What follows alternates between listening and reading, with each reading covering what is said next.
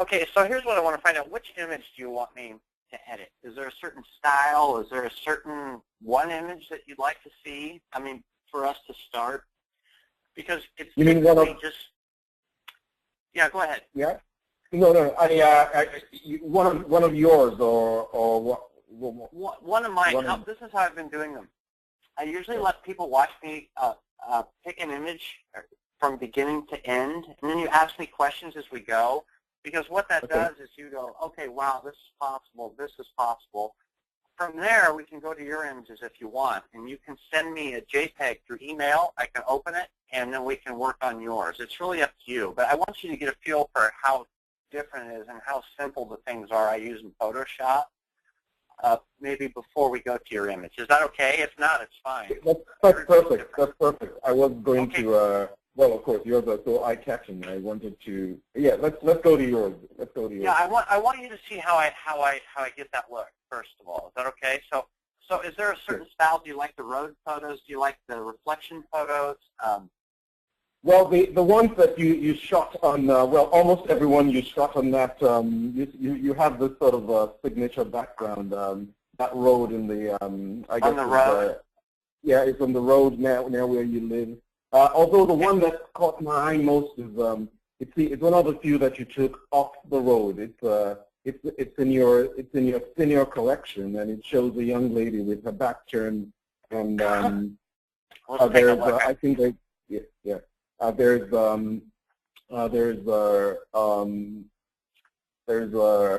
I think it's a reddish. I don't have it open, but it's so. Okay, that's what you're going to. Let's look. We'll go through my 500px thing here, yeah. And you can show me. Was it in leaves? Yes. Oh boy, yes. I'll tell you, that is one image I don't have the raw file for, but that is very easy to do. And all I did was I used a plugin for that in Nick called Indian Summer, but that was physically just painted. And let me show you this here. So I think you're looking at Bree, which is down here.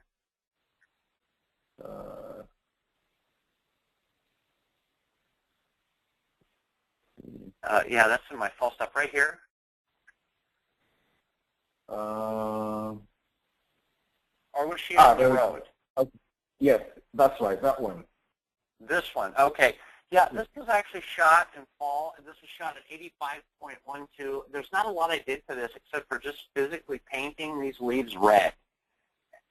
Okay? So, but this one, I don't have a raw file for it to build for you. I can show you how we do a road and go from there. Or maybe if you have something like this in one of your images, I can show you how I did this on one of yours. I didn't. Well, if I had thought more about it, I could probably have.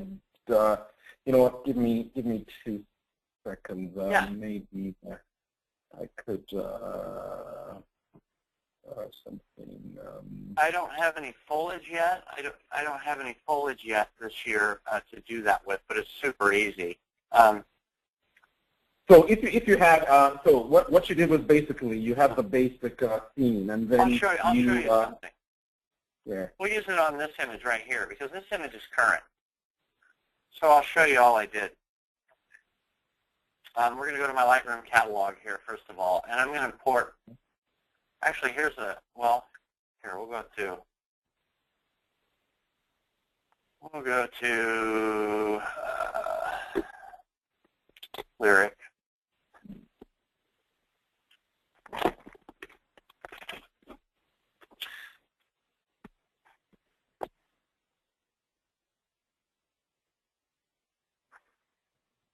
So bear with me here too, Digi. Yeah. Find these images. Most of these are road images, but I did do a few with her. These are all my raw files. Okay, yeah. Okay, so. And her just in that green, okay, and then I'll show you how I switched the green to red. So, actually probably,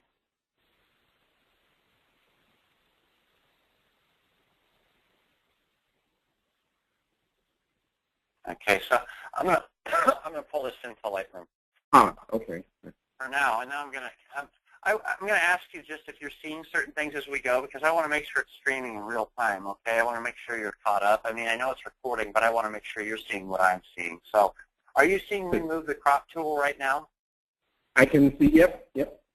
Wonderful. Yep. Okay. I can see the crop. Yep. Now, this is an image straight out of my camera, and all I did for that last image that you saw was super easy. That's probably one of my easiest edits.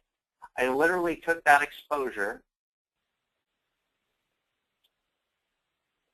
and I pulled it into Photoshop, and I used a Nick plugin. And I'll show you. Do you have Nick Color Effects? Yes, I do. Okay, perfect. Then you'd be able to do this.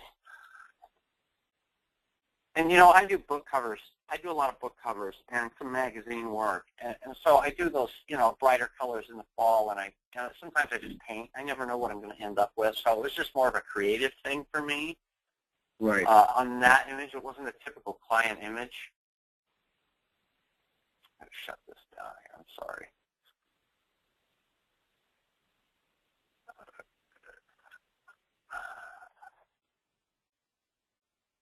Let me just interrupt you there. Okay, this is where my knowledge of, like I said, I spent most of my life in Lightroom, just trying to get in. Now, you exported that as a smart object rather than just click on I use Adobe CC. The only reason I did that is because sometimes when I'm on GoToMeeting, it can be a little glitchy. And so for some reason, Photoshop will open up a smart object easier.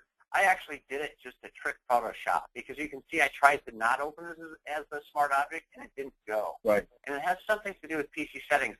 So I will actually, I'll actually rasterize this layer and flatten it. It's not important that I use it as a smart object. It was important that it just opened in Photoshop. So I'm just going to go to flatten image and right there rasterize it. It was specifically a workaround, nothing more. So I'm going to show you on this photo. All I did was go to filter up here to Nick, and go to Color Effects Pro 4. And the only thing this program does is it changes your greens and yellows to either red or orange. And I'll show you how it worked. I used, on that photo you liked, those leaves in the original color were yellow. And I went to Indian Summer, this program called Indian Summer right here. Okay? And then up here, you can see it grabbed all my greens and yellows. It didn't touch the purples that were in there. And all I did was bump that up. And then I physically masked out and painted over the girl in the green dress. Within that was simply how we did that image. So were you using, did you use the control points in Color Effects Pro? Or no, never. I never used control points. Everything is very simple for me, so I would never use that. I just want to get this and this, and then I would physically go through. It's not picking up these colors, so it wouldn't work for this image. I wanted to show you how it would grab these greens, okay? But I would take, all I did was I took this, okay, Color Effects Pro 4, and you see it here in my layers. Right. I put a mask on it. Okay. And I just painted it out over the girl. You use the pen? That's what correct, pen and tablet. Okay. I don't even use selections. So I can actually, I think if I show you beginning to end image photos, you're going to get a better grasp of how I handled it. And that way we can put it, that way we can put it to work for you, okay? All right. So let me do that really quick, because you're going to see all kinds of things that I do that are extremely simple. But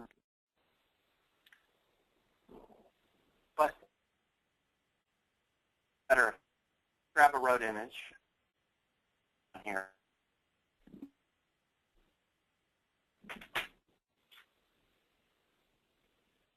I'm going to go ahead and Control Delete Lightroom down real quick, because Lightroom does not like GoToMeeting for some reason. And it just takes me a second, but I'll have to do it. And don't worry, make sure this. So, okay, so I'm going to select I'm going to go select the road that Now, in these roads, you're going to see a lot of tools I would use for any image, whether it was on a road or not. So let's pull up heel. Heel right here. And I have a few little girls on a road. I'm going to explain to you how I pick my subjects, okay? Okay. And I really am. I'm just going to start from beginning to end. So I'm going to go down here to my road and show you how I pick what we edit. So let's start. Let's look through these. I'm looking in here. These are my raw images straight out of the camera, shot at 1.2. And all I've done is I set these little girls down, and I've encouraged them to throw sand, to do whatever they want to do. How do you now to what was your focus point there? Focus point was okay. First thing I did was I had it on 1.2, and I'm really low. I'm shooting from the ground. Okay, so let's analyze this image. I'm shooting from the ground. My exposure's right on, and I have a backlight. You can tell from the shadows right here. Okay, so I'm shooting from the ground, 1.2. At 1.2, the trick is I have to make sure when I sit these girls down, they're both on this focus plane. Okay, so they have to be even to the camera. And you can see in this image, she's just a little off. Okay, so at some point I would have adjusted her. So what we're going to look for is while I'm laying here is these two girls both in sharp focus on the same focus plane. Okay. So because your depth field is nothing at that focus though, right? Yeah. What's that? I said at 1.2, your depth, because it seemed like the sand that we're throwing was in, some of, at least part of it was in sharp focus, and still the girl in white. Yeah. Some of it, the thing is that this sand is so sharp on the edges that even if it came out 3 inches and you had the backlight coming through, it's going to show as sharp just because of the way the light hits it and the clothing it's up against. I would actually, this is a cool image here, and I could make this for you if you wanted to. I would probably be more apt to just take her completely out of the scene and use her because this is beautiful. So what I'm going to see if I have another scene without her in it. Because if I do, we're going to paint that in. What we want to do, first of all, is we want to come up with a photo that's actually this same exposure out of camera, just so we have a base to work on. And you can see here, my exposures are not always on. It's very difficult to shoot at 1.2, especially moving subjects and maintain a focus point. So I have to take a lot of different shots. And with kids, you do anyway because they're moving. This is basically a movie at this point. And so I'm shooting at six frames a second. We have all kinds of factors. We have moving sand. We have hair flying. Right. I like this image. I like this image with both of them. Okay. Just a quick question. Do you tend to switch in? Do you shoot in aperture and manual for I shoot in aperture typically, just right in aperture. Right. My camera settings are very important. Even if my white balance is off, I shot in RAW, so I can come in and adjust this image. So I'm going to start with this image, and we're going to build this one, okay? Okay. Is that okay? Yes, I'm going to show you how we would start with this. First of all, I'm going to take this image into Lightroom. Okay, I'm going to import it. I've unselected select. And I'm going to build a composition here. I'm going to build a composition because this is obviously off. It's crooked. And if you look at my images, you'll always see a very straight horizon line. Okay, it's very important to me. We're going to lose some of this blur off the bottom, but I'm going to show you how I put it back in because we're going to need that space. I'm going to want more space down here than this. But we have a perfect composition here, nearly. We've got to save some room to put our sky in. But right here we have 4 points intersected. Right. 1, 2, 3, 4. And I'm very textbook about that. I want as many as I can possibly get. I'm going to go build this image and put some more of this blurred sand down here in Photoshop so we have something bigger to work off of. And we're just going to kind of build around it. So I'm going to straighten this up again. And I'm going to show you how I do that. So I'm going to take this image to Photoshop if it opens up.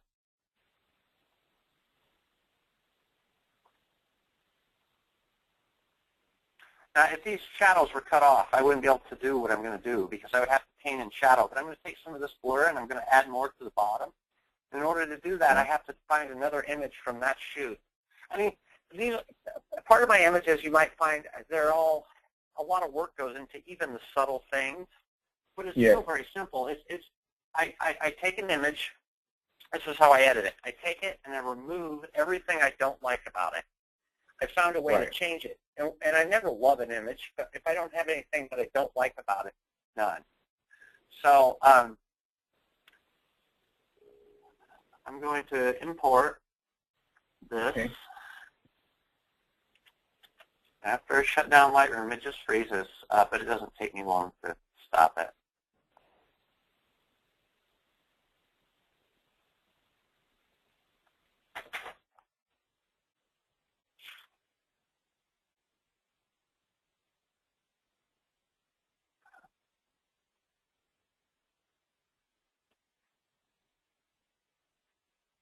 Okay, so I'm going to go back to Keel.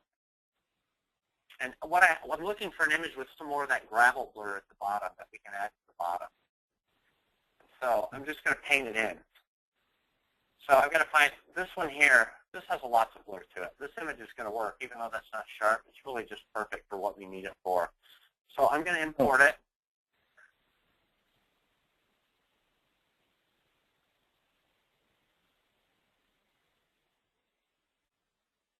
Provided it's going to let me here. Or those, when you say, okay, those are, you're just taking those into Lightroom, so this is not your, yeah, I'm just going to, this is my key drive. I'm just going to take them into Lightroom. Got it. Okay. And again, Lightroom's going to freeze up on us.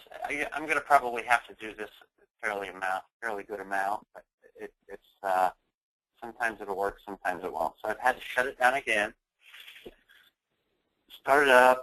Frustrating. I'm using a very powerful computer too, and that's what's driving me insane about this GoToMeeting. But the audio quality and the real time is way better than on WebEx because I tried that too. Oh. And this worked much better. So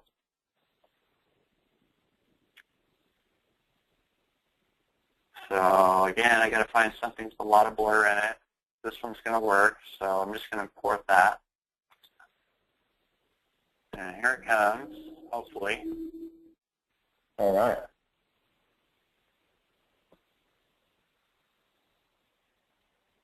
Okay, so nice. Okay, so I've got this. Okay. I'm going to open it in Photoshop. Again, I'm going to do this as a smart object and flatten it. For some reason, when I'm on this, it opens it as a smart object, but when I open it, it's just a regular JPEG. Photoshop won't do it. And it's like it might not even be opening up here. We'll see.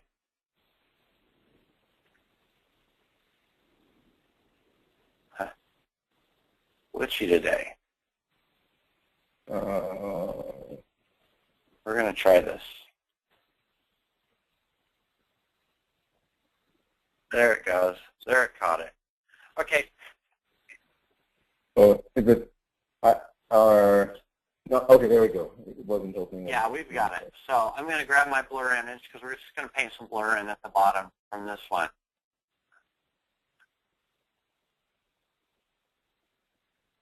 Yay, we're good.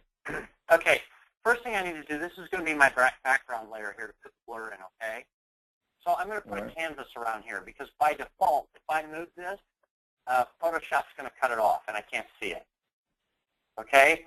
So I'm just going to lengthen this canvas so I can move this. I basically want a table that I can work on, a virtual table. So I'm going to go to Image, Canvas, set it 24. I'm going to set it at 44, at 56, and now we have some transparency around this we can work against, okay? I'm going to go to the image I want to use, which is this, okay? And I'm going to put it over the top of this. And I'm going to look down here because this is really the blur we're going to paint on. It's probably going to be up a little closer to this where I'm kind of matching pebble sizes, but you can see it start to blend in. I'm going to take my background layer. Now, are you using Adobe CC? Yes. Okay, perfect. So you have Camera Raw Filter. And then I'm going to go to Camera Raw Filter, And taking in mind, I'm on my bottom layer here, it's just this blur. I'm going to drop the exposure on this until it matches into this because I can see the exposure was a little bit off. And now you're going to see the sand drop in the bottom a little more. See it blend now? And all we have to do is go paint this line out. We have all this new space at the bottom of this image. So I'm going to go to the top layer.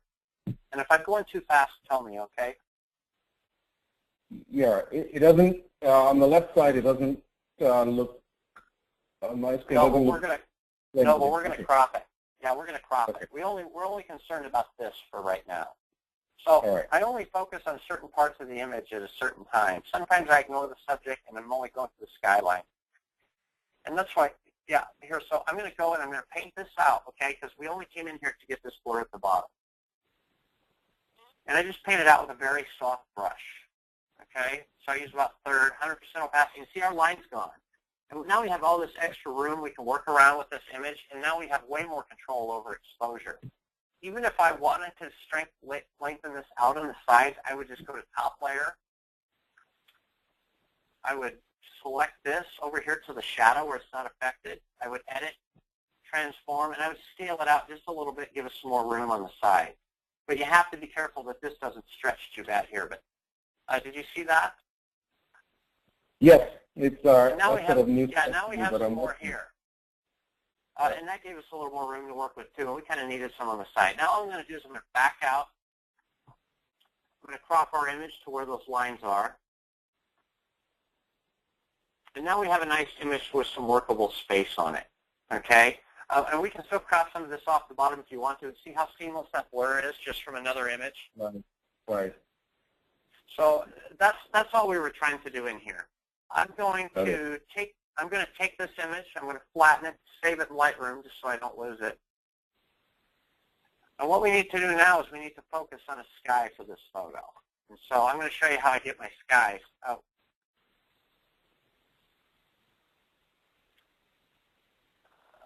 Close these out.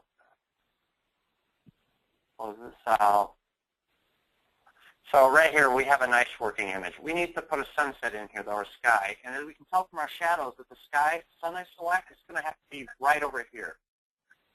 So this is going to be our selection when I'm going through my skies. And this is my library of sky. Okay. Oh, no, you lost me there. Now you said you're going to, where are you getting the sky from again? I'll show you. Yeah, I'll show you. And I'm going to show you the skies, and I'll explain to you actually even how I shoot them, okay, and why. So let's go look at these skies. Yeah, just watching me edit this one image is you're gonna go, oh, I see now. And then it's gonna open up a lot of other possibilities.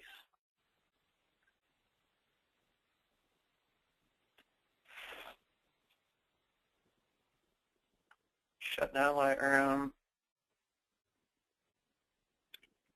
I'm gonna reopen it. Okay, and I'm going to explain my skies here. Let's find our other image that we just fixed, which is right here. Okay, so import.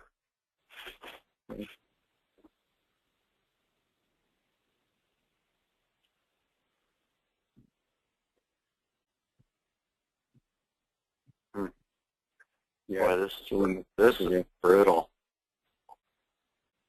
Brutal. You did a recent update? What's that? I wonder whether, did you do the recent Lightroom update, the 5.5 or something? You know, I don't think I did. I think it asked me, but this has been doing it since I started it just a month ago. And so even before it was out, it's just for some reason it really taxes my computer when I turn on Lightroom. Photoshop doesn't use that much, but Lightroom does, especially when I'm importing. But once we get into that image, we won't be importing a lot. Right. I want to go to, okay. I want to show you this, and then I'll explain it to you.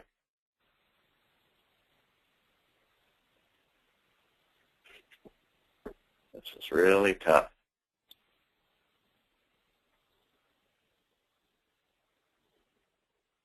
But bear with me. I will make it worth it, I promise. Sure. It's worse on certain days, and then in an hour it could be fine. You just don't know.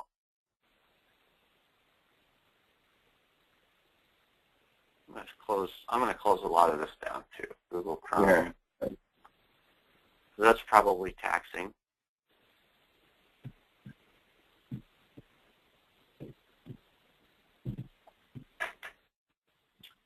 Give it a second to catch up here.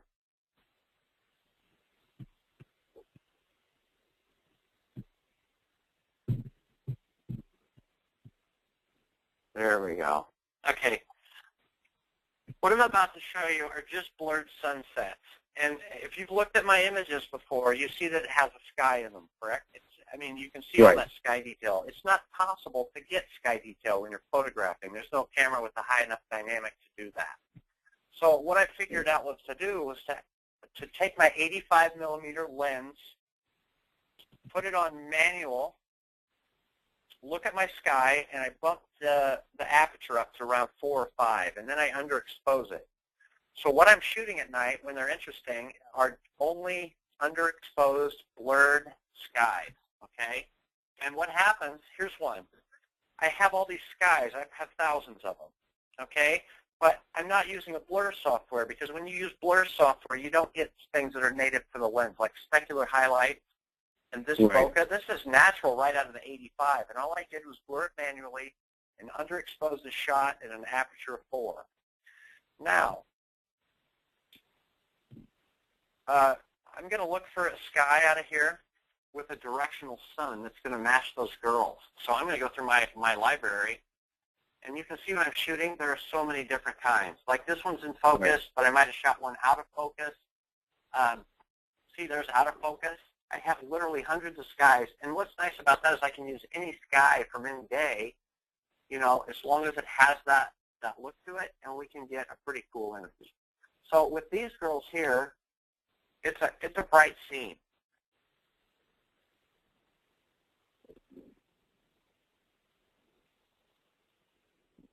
So I'm going to go here, and I'm going to import this sky, because this sky is going to work for us. This has a little bit of cloud detail.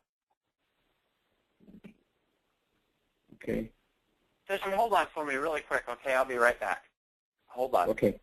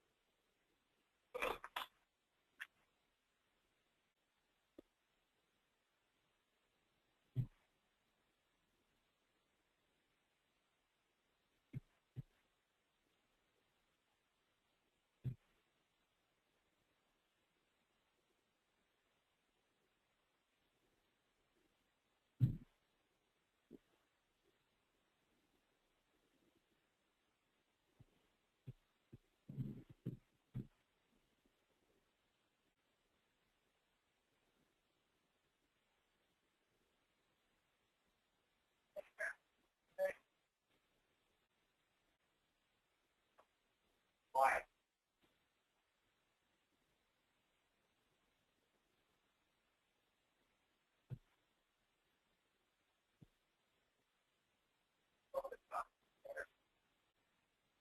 Okay, well,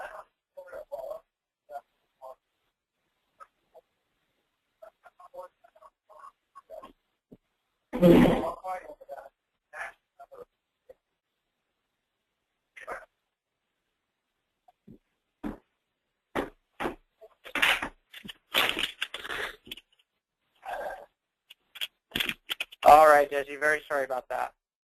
No problem. Okay, so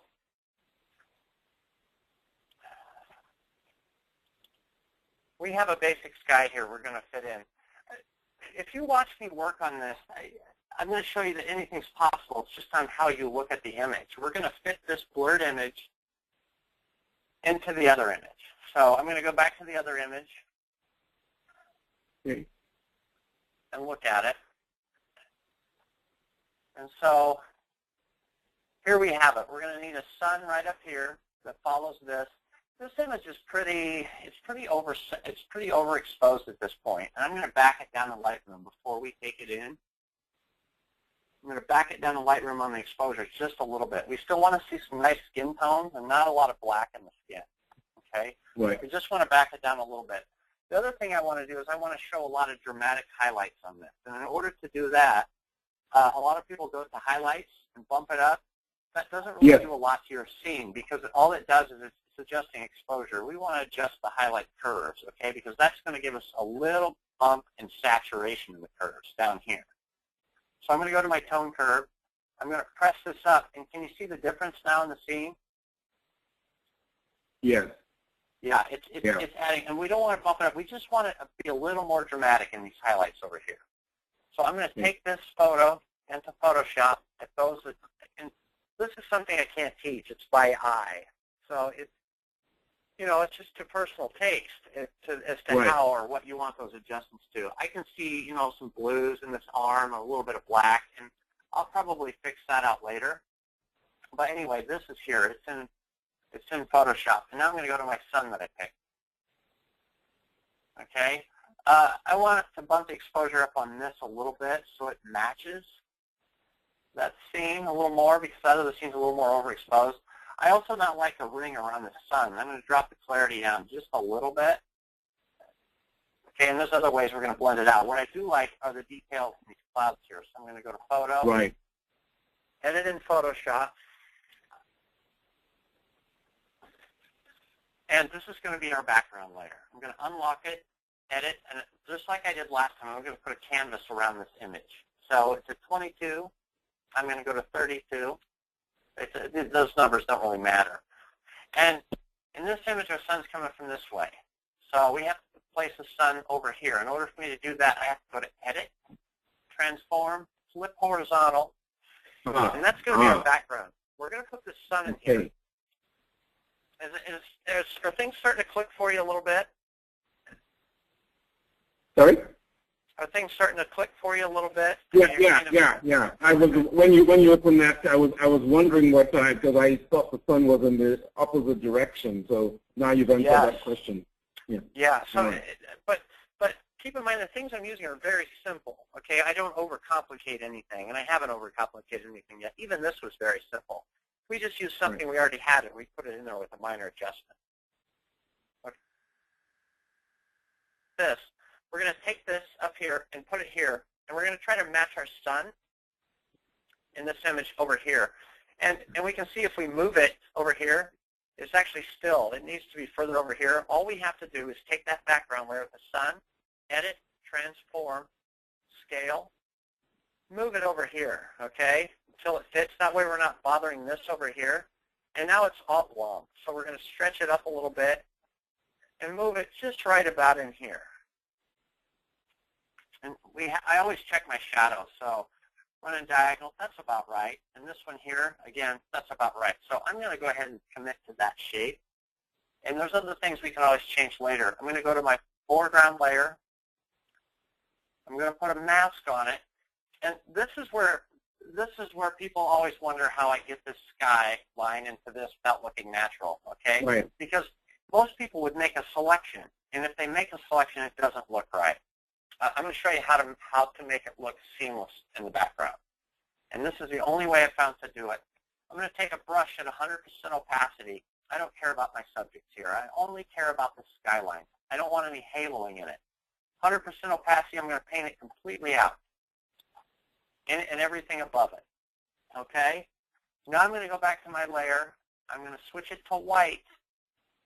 And I'm going to move it down to, say, 10, 11%. The only thing I want here is to paint this layer, this white color in, over the top of this gently until the two start to combine. And even from one swipe, you can see our foreground. You see it? You can see our foreground start to come in. Our skyline up there. I'm going to give it one more swipe. And now we start to have it come in. I'm going to hold off on that. Like I'm going to leave that right there for now. And I'm going to go ahead, and this is the very tricky part. You do not, when you're painting your foreground back in, you do not want to come close to the skyline because what we're trying to do is not get any haloing around it. First thing I'm going to do is I'm going to take 100% soft brush. I'm going to paint my foreground back in. And you want to get as close to that line as you possibly can, especially around the subject, because you want to 100% highlights all that stuff, okay? You want to get as close to it as you can and 100% painting it all back in without getting any haloing over the skyline. From there, I'm going to go back on this one, and some scenes are different. I'm going to just a real soft layer again, and always never dab, because if you dab, you're going to end up with spots you can't get rid of. This is something you're going to want to go back on the video and watch a few times. I always just one swipe across the whole scene, okay? And there again starts to bring this back in, okay? Now, next step. I'm going to go back to my original layer that we put on our foreground layer, and not even taking the subject into consideration. I want to make this as black as I can up top, okay? In order to do that, I'm going to go to Image, Adjustments, Brightness. Back the brightness down a little bit. Okay, we want this as black as it can be, and this as white as it can be. So then I'm going to up my contrast clear up. Now it's really dark. Do you see it? And above it's really white. I'm going to take this darkened layer. I'm going to go put it into this image, snap it over the top, and I'm going to switch my blend layer to darken. Now, have you used darken layer before? No. No. Okay. All darken layer does is it takes anything that's darker out of this image, right, and replaces it in this image. Okay, and it does. That's how it's not affecting whatever's up here, because we had a lighter color come in here. So unless it's darker than what it's over, it's not going to go in. And that's going to take some practice with using darkening. And the only time I use it is if I'm going to paint in some hairs. I'm going to put the skyline in. I don't care about this scene right now. I only care about this up here. Okay? Now I'm going to take this because I've already done it. It's darkened. And I'm going to put a layer mask on it. Okay? So there's my white layer mask, and I'm going to invert it. So we're right back to where we started here. But now we can paint in that skyline with a white brush. 100% opacity, and swipe it across the top. And there it comes without affecting anything in the scene, okay? So it looks a little dark to me, so I'm actually going to back it off. I'm going to just put it so we have a nice little light bleed coming through there now. Okay? I'm going to go back down here, 100% white, and I'm going to look for spots on this previous foreground layer. I'm just going to paint this road back in here a little bit. And anywhere that darken didn't hit, I'm going to come back in with my brush too. And again, this is just kind of by sight. This is, you do it to your own personal taste. And then I'm going to go back up here in my darken layer and make sure I got everything darker off of this little girl here. This is really about as confusing as it gets, as this part, I think. The rest is all pretty easy. Black, white. So I just want to make sure I got all that darken off my subject. And you can see me paint her detail back in. Right. So this is nice so far. This is looking where I want it. There's a few more steps to get that skyline to blend in 100%. Just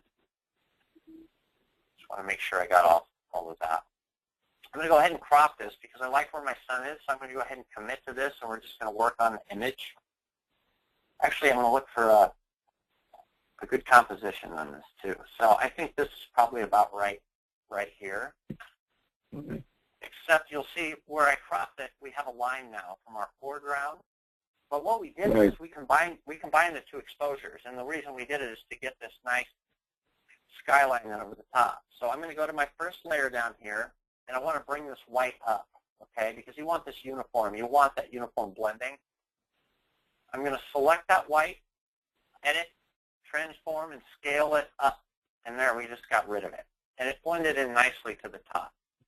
And so here we have a scene that's pretty nice. There's a few more steps to blend that skyline in convincingly. And again, everything to show you is very simple. All I'm going to do for this to blend it is I'm going to take a clear, transparent layer, put it on the very top. My brush is already on white, so I'm going to use white paint. This isn't a mask. this is just white paint over the top of this whole scene, okay? 100% opacity, and just like I do everything else in my scene, one single swipe across the top for uniformity. I'm going to take that layer and lower the opacity. And what it starts to do is blend this skyline through the top and in the back into the sky, and it gives a haze, and it gives a lot more depth, okay? So from there, I'm going to paint that white off my subject. So I'm going to mask it. It also gives a nice color, it gives a nice contrast to the subject and the background, and a lot more depth to the image. No selection, nothing fancy. Just paint the white off best you can. Sometimes if you can see some haloing, you're going to have to go in and do a little more work just to make sure, you know, that it's not obvious. But even right now, you can see the subject start to pop from the back a little bit, okay, and some light bleed. So now we have this nice skyline in the back, right? With a little bit of cloud detail and a little bit of color. Now I'm going to flatten this. Make sure I got all that white off of her. I'm going to flatten this photo. We've got one more step. This sun should be giving off. Hello? Hello? Hello? Yeah. Okay. I dropped my phone. I'm sorry. Okay, so I'm going to put a little glow off of the sun. It's going to be very simple and subtle. Again, transparent layer here over the top of this image. A brush, 100% opacity, and big. I want to take about a quarter of the screen. And I'm just going to dab, put the sun right in the middle and dab. And that's going to throw just a little bit of light bleed in from that sun and down around this horizon. Did you see that go in?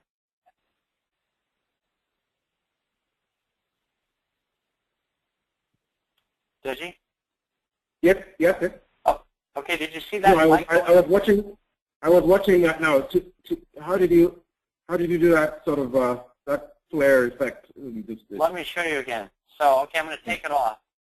So I'm on my base layer. I'm going to put in a transparent layer over the top. Okay. Okay. I've got white paint, white soft brush. This brush is the fourth one in or fifth. Okay. I want to make this.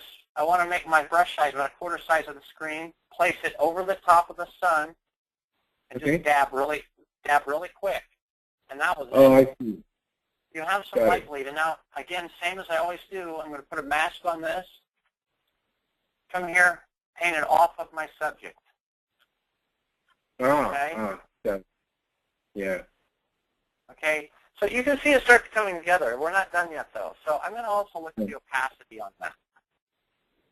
What we're doing is we're taking things that happen in a lens with white paint, typically flare, and we're really using them to trick the eye. Okay? So that's what I've done here on that. That's all I've done. Again, this is getting close to how I would have wanted to in a perfect world with a perfect camera, have this look out of the camera, okay, before we do anything else to it. And now I'm going to start local adjustments. I'm going to save it because we have our sky detail in. We have the background blended well.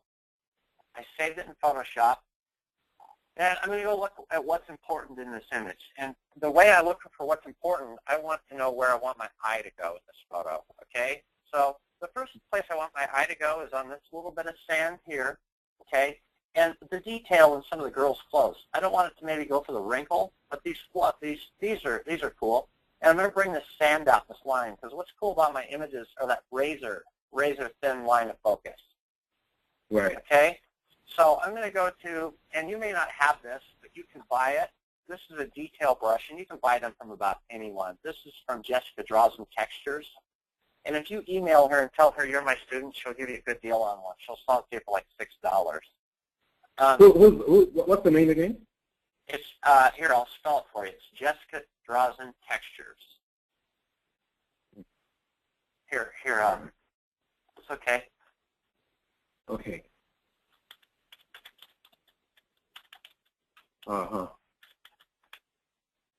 Right here, Jessica Draws and Textures. Okay. Okay. Okay. And all you do is email her here and tell her you're a student of mine and you'd like to get the detail brush. Okay. And she'll send it to you. She may not even charge. I'm not sure what she's doing, but if she does, let's see. Okay, I'm going to go to Detail, Extra Sharp Detail Brush. Press Play, Continue. because I'm just using an action, okay? And this is all set up for me. I don't know much about it except for the fact that it works. So I think it looks like she used a high-pass filter or something. But it puts a black layer mask on, and all I'm going to do is paint with white where I want the detail to show, okay? 100% opacity, and watch me paint. Okay. Can you see the detail coming in from the brush? Yeah. Yeah. Okay. I'm going to put it over the sand and the things that are important. I don't like it on faces because if you look close, it actually leaves a haloing at 100% around here, and it's too harsh. It almost looks like HDR, and I don't want that. So I'm going to back this off, my opacity, until it starts to look natural. But it still has a nice effect. It had a nice effect on the sand and on the clothes, but I don't want too much. I really want their face melting and sharpness, but it took all of that detail out too. So the image is getting there. It's starting. Okay, the next thing, where do I want my eye to go? I want my eye to go to the center of this image, and that's why I put that road there. Okay, and the way we're going to do with this is we're going to lead the eye through the image with color. I'm not going to bump the saturation up on this entire thing. I want it to lead our eye past the subject and then back to the subject. And I have to go look for color in this image that's going to lead my eye to the center of it. I'm going to go to a plain saturation brush, okay? It's a sponge. It's set on 20%, but I'm also did it on a separate layer in case I want to back off the opacity. And I see, if I'm the sun here, I'm going to light up. I see all these highlights going along the side of the road. I'm going to paint in color where that is with the saturation brush. So I'm actually taking color that's already there. And you can see the colors start to go in. And what we have now is this pretty line of color that goes right down the center of the image. It's very subtle. Yes. But it's there and it helps, okay? And there's some highlights here on the top of this tree I want to bring out. And that's it. This is a good base image for us. I'm really happy with this. And so I'm going to save it.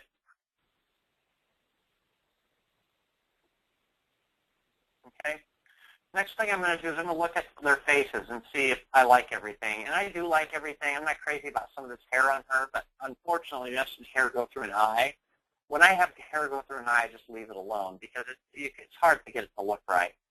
I'm going to take just my basic sharpening tool on the left, okay, here on Sharpen, and I'm just going to run it over her eyelashes a little bit, just to bring the eyelashes out. It accentuates focus, okay? As we go down, you're seeing we have face detail, perfect face detail on the same focus plane, okay? Same with her eyes. Sharpen tool, 16%. And you want to go until just before it starts to get artifacts, because it's a big difference there. And so here we go. This image is really coming together. And I'm at a point right now where I want to put a film layer over it. And for a film layer, I'm just going to use Nick. And I'm actually going to give you my recipe, because everybody wants to know why my images look so warm. This is why. So it's not warm out of the camera. I go to Filter, Nick Collection, Color Effects Pro 4. Okay.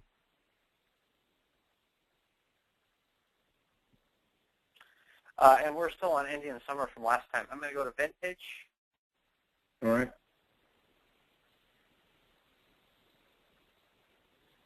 Film Effects Vintage, okay?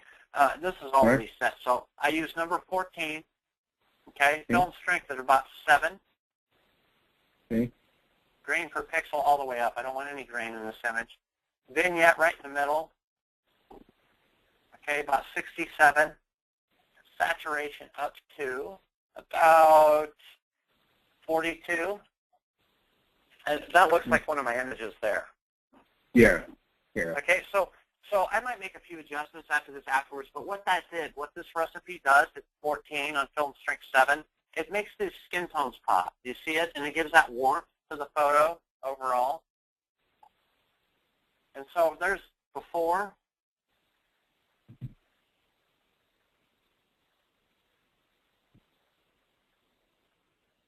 Here's after. Uh-huh. Yeah, big difference, okay? And so The only thing I would look at this point is maybe even blending this in a little more with some white paint back. I think that's just too, I think that's too obvious. So I'm going to take another layer of white paint over the top of my skyline, 100% opacity, swipe across, lower the opacity so it starts to blend like that, and then just paint some black off of my subject. Okay, so, and that's it. I mean, that's how we build a road image. But the thing that I want you to pay attention to is that I didn't mess with anything there. I didn't mess with levels. I didn't mess with curves.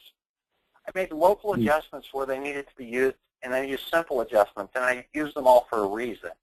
Okay, so my biggest reason is composition, number one, when we added this. So, I mean, when we come back in here with the crop tool, we're almost lined up. We can drop the sky down a little bit. There we have 4 points. Right. Okay, I brought out, I added some sky detail, very subtle sky detail in this one. Okay, and I added light over here with simple white paint. Right. The most complicated thing that's going to be hard for people to grasp is that darken layer. Okay, and if you ever have any problems with it or you're hung up, just give me a phone call.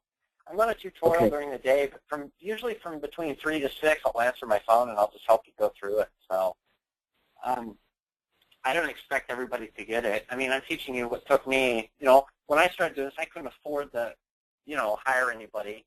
And so I literally, it was hours and hours and hours of practicing. And that's kind of what I'm teaching people, just a little bit faster. And so, right. But it took a lot of practice to get it like that, and maybe I do make it look easier, but you will too if you do about 20 of these a day. And so, at this point, I know you didn't actually add a vignette to the I did a very little bit on that one, and I'm going to show you this because I'm not quite done yet. I was going to show you some I see. Okay. Lightroom. Yeah, so that's okay. I'm going to go in here, and I'm just going to see if I can get away with a little more vibrance without ruining skin tone. And I'm going to bump it up a little bit, and I can get away with a little bit of vibrance in this image without bumping up skin tone. I'm also going to look at my exposure. So even though I'm done in Photoshop, I'm still going to mess around Lightroom and see what I can get away with as far as dramatics. The only thing I care about at this point are these skin tones. I don't want to harm those. So I'm going to back my exposure off a little bit. And this is pretty nice, but I'm going to go down to my highlight priority and start to put in a little bit of a vignette. But I want to do all these all the way up, feather all the way up, round this up just a little bit, and then bring it down. And now probably going to go look at just bumping the exposure back up to where it was. But that's really a finished image right there.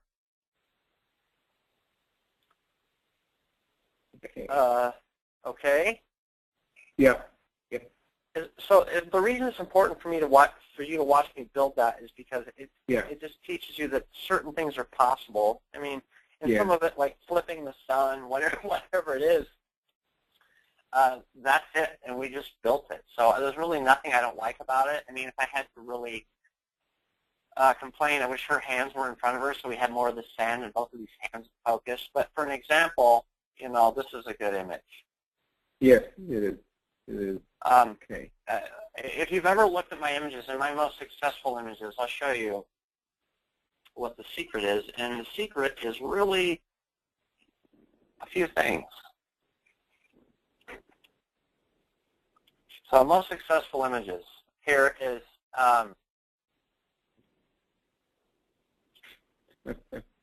focus, okay? Focus, depth of field, and movement.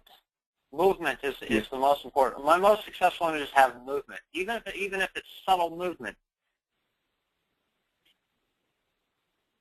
Right here, this is here in her hair. We have movement.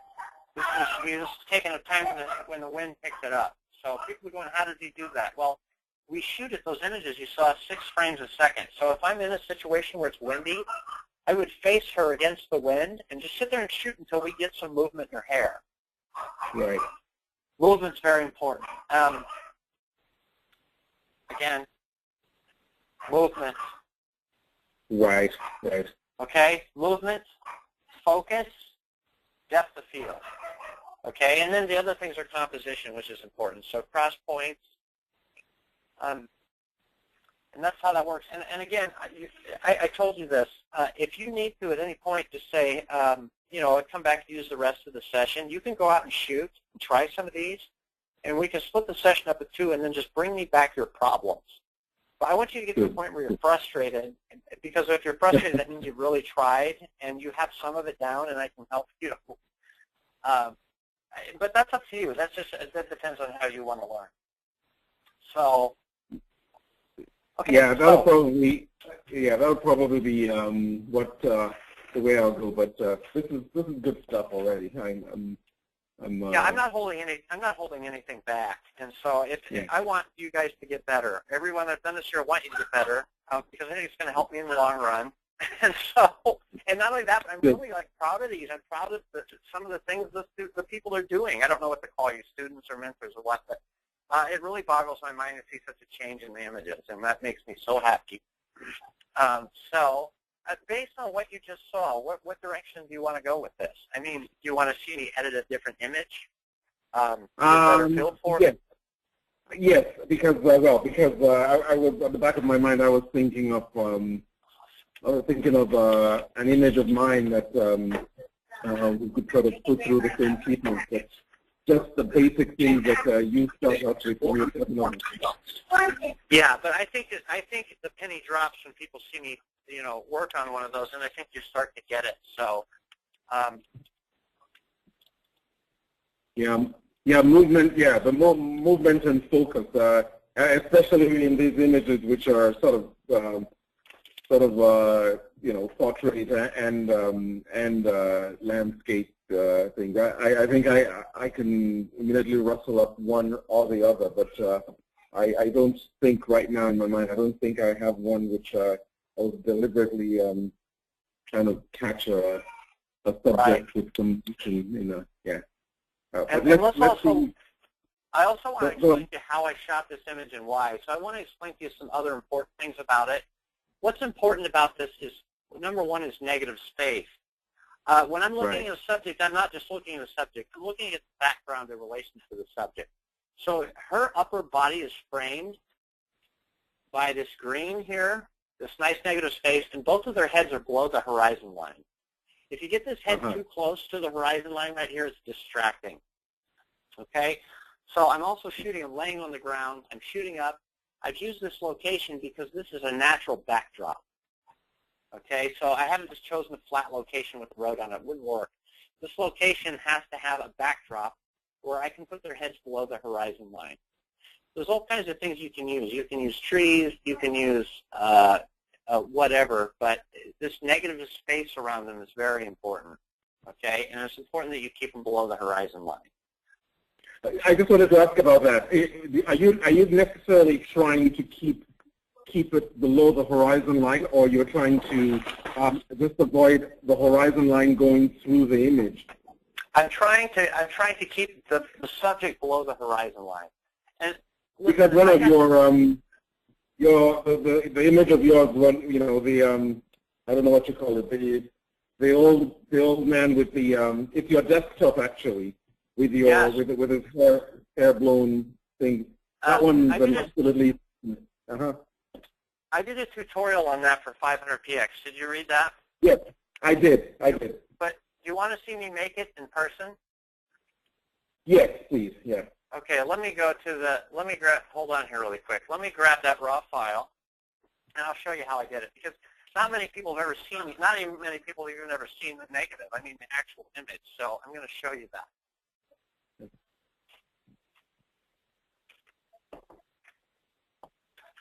Hold on here really quick.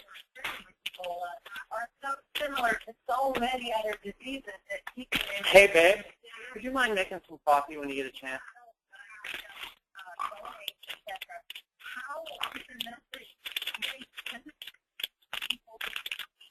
Oh man, I need to get a secretary. You there? Yeah, I am. Yeah. Okay, so I'm going to go grab that image, the raw image, and I'm going to show you that's a very simple image to edit. And I don't use a flash or reflectors, but if you know how to use Lightroom, you don't have to, and you're actually going to get a better result. Wow. Let's go to that photograph. So when I was shooting that photograph, I was actually shooting at 6 frames a second, and it was in a really emergency situation. This is a serious storm coming in back here. This vignette is from a lens cap that was loose, right? So I put James here on purpose. I don't have to transpose any sky detail in this. I know that I have enough sky detail that I don't have to put him below the horizon line. Because that's what we're after, these clouds too, in this situation. So if I would have had to transpose it or put him in a place where I knew we were going to have to cut around each one of these hairs, which would be impossible, not impossible, but it would have been difficult and time-consuming. I would have put him below the horizon line. So shooting at 6 frames per second, 1, 2, you can see his hair start to move. Right. So because I don't have any control over his hair, I'm having to really just shoot continuously and hope something comes out. Right. Okay? Wind's all blowing to the side, big storm coming in. And anyway, we shoot like this until eventually I see this in the camera. And we have this really beautiful, it's just neat how the hair is going straight up. Right. And it's the only image like that. The rest it's all going to the side. So it was almost like the wind came around and lifted it up. And so the minute I saw this in the camera, I knew this was it. So let's bring this in, and I'll give you a quick thing on how I did this here. So I'm going to reset this. This is the image out of the camera. So my first thing I need to do is I need to compose. I need to come in here and I have to look at all my valuable points, just kind of figure it out. I see too, the minute I press this, I see this pole right here, okay? Right. There's one, and we can line that up. I'm going to bring this up. And my second one is kind of right here, right down the shirt collar. Very important, and it still intersects on his head, so I bring this up like this, and at this point I can just kind of bring it down. Wow. So there's our crop, okay? We have a neat leading line coming out here, taking us down to the road, which takes us straight to the center of the image and back to the subject. Okay, so this was my frame. So from this, this is how I edited this. So I'll show you. I'm going to shut this out. What I'm concerned about here is I'm not seeing enough detail in the sky. Okay, so I'm thinking to myself, when I get in Lightroom, I want to see more sky detail. How am I going to do that? I simply took the clarity knob in Lightroom, and you see it start to come out the minute I move it up. Right. Okay, it affected a lot of the things when I did that, but it doesn't matter because I can go in and change that. The other thing, that there was actually a sun setting behind the storm, and so I wanted to bring a little bit of color into that, so I go in my saturation until that starts to come in. I'm ignoring everything about this photo except the sky and this little plane. And on this, I'm going to take it into Photoshop.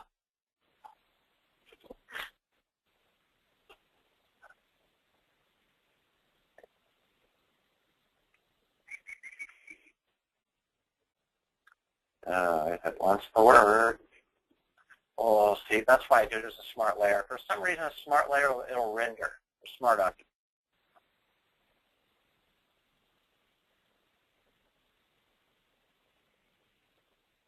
Huh. Come on, man. Thinking. Well, we'll get it here. We'll just check it. We'll work it around and keep trying.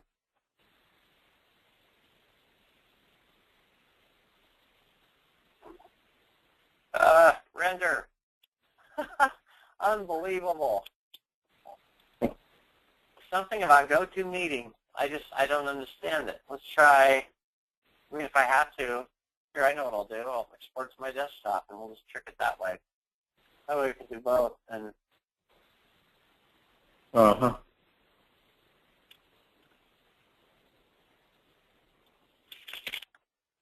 shoot.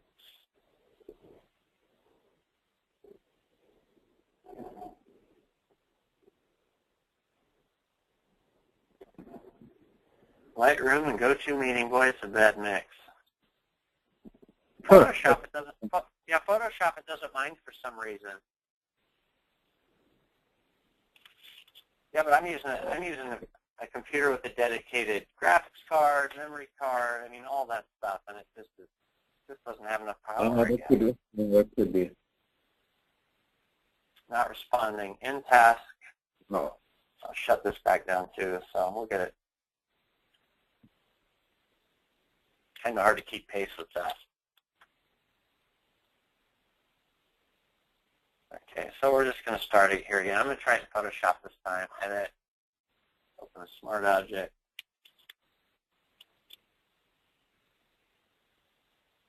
Nope. No go. Hmm.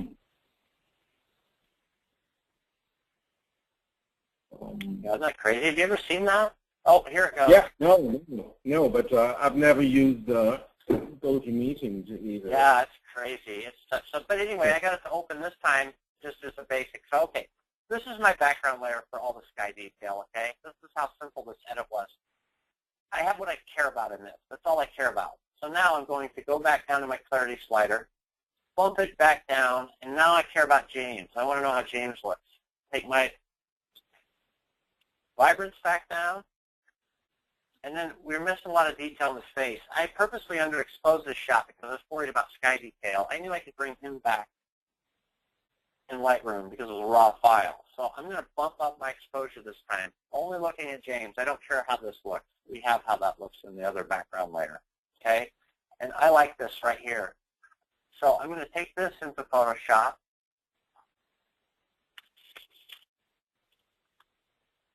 Okay? I'm going to take our background layer of the sky, I'm going to put it over James, snap it in, mask, and I'm going to take my black brush and start to paint James in. You see that? Yeah, yeah. And so I don't think, you know, when I was talking to 500px, I didn't really have a lot of time. I mean, I think I kind of explained this on here. But it's hard to get it until you absolutely see it because it's really so easy. And then there's other things we can do on here to try to blend out the background. We can take, because you can see some highlights in here and the road looks really flat. We can just start to paint that natural land that we had in the foreground with James until it just kind of starts to come in a little bit. But you can take as much time on this as you want to. And then, you know, we just put but that's really it. And then we put a layer over the top. I mean, I did a little bit of sharpening on his eye. But that's it. That's the image. Very quick to make. And without a flash. So people want to know why I didn't use a flash or if I had a flash. Some people didn't believe me. And so, but it's so simple. The information's all there. Had I had a flash or had to use a flash, I never would have got this image. Yeah. So a flash is just a handicap, and I think people are amazed when they come in my office and they look at my camera equipment because it has so little to do with what I do. It's so little to do with the final product. It really just captures the skeleton that I'm able to come home and work with, and so that's that image as well. And that's just another way we can use Lightroom and Photoshop in conjunction with just very simple tools. But you have to, you have to learn to only focus on a certain subject in there. You have to be able to see the image in layers. And so that's what I've done. And then I'm not sure, where you want to go from there if you want to. Well, his eyes, the final image seemed to have, it was the detail in his, not just his face that we got. Let me show you how I did that. Yeah. You, But there was more to it than that. Okay. I'm going to show you. Okay, so if you want to see the all that, I'll show you how I did that. I wasn't sure how much time you wanted to. Yeah, I wasn't sure how much time you wanted to. No, that's fine. That's fine. You didn't do anything special to. You didn't have to do anything special. I didn't. Before you zoomed in. Yeah, to his eyes, I did do something special. I'll show you what I did. Okay. This is a plain layer, plain transparent layer, because this is valuable. I'm going to fill it with a gray, 50% gray. Have you done this before? No. Okay, let me show you something then before I do this. Let's take, have you dodged and burned? Very little, but these. Let me show you what happens when we dodge and burn. Okay, when we take this and we use a dodge and we're dodging our highlights and exposures. Okay, what it really does is it burns, but it also changes the color. See the color come out in this? Yes. When I use the brush, I'm going to show you something. We only want to affect the exposure with that, and this is how we do it. We're going to take a layer, blank layer, and we're going to fill it. Edit, fill with 50% gray. Okay? That's going to take color out of the equation when we do that. So I'm going to fill it with 50% gray, change my blending mode to overlay, okay? And that takes it all out, makes it neutral. But now let's go in and dodge. Now it's not changing the color, okay? It's only changing the exposure. It's making my highlights lighter and my darks darker if I want to burn. So always burn. Unless your goal is to change the color, always burn on a 50% gray layer, okay? So in order for me to bring out the detail in his eyes, this is another way you can sharpen. You don't have to just sharpen using a sharpening tool. You can use it yourself. You can sharpen this yourself. And that's all I did was I took a dodge tool, okay? I ran it over the highlights in his eyes over a 50% gray layer like this. And so it's bringing this out, okay? So let's back up and look at this image now. We already have more eye detail, okay? Almost like a catch light. All right. So from there, I'm going to flatten this image. I just wanted to burn the highlights out of it. And then I'm going to take a sharpen tool, just a few swipes over the eyes. And that's it. And now you have it. It's a huge difference. And it's such a simple thing to do. So there are 1,000 ways to do one thing in Photoshop, you know. So I've had to learn, because I make so many images, I have so many clients, I've had to learn to do it simply. And simple, the less you mess with the image, the more powerful it is. Yeah. So we're really not doing anything that's, you know, that's misleading or anything like that, but we're taking out the things we don't like, and we're accentuating the things we do by showing detail in the places that detail, and even showing detail in blur. But so that's that image, and that's how we did it. Okay. That's impressive. Okay. And even looking through some of these, I mean, these, okay, so, you know, I make these reflections. They're not like this. I make this reflection. This guy wasn't in here. This was just a black plain image when I did it. Can we see that one? Yeah, do you want to see me make one? Yes. Let's go make one from the chair. I didn't spend a lot of time on the chair, and everybody liked that image. I'm going to see if we can. Let me close this down. Okay, I have to use a restroom really quick. Do you mind? No problem. Okay. Yeah, I think I'd better take advantage of it. Yeah, let's go ahead. Let's just take a quick break. I'm just going to leave the phone on, though, and then I'll wait for you. Deji? Yeah. I thought you said, yeah, we'll take a break now, like a couple of minutes.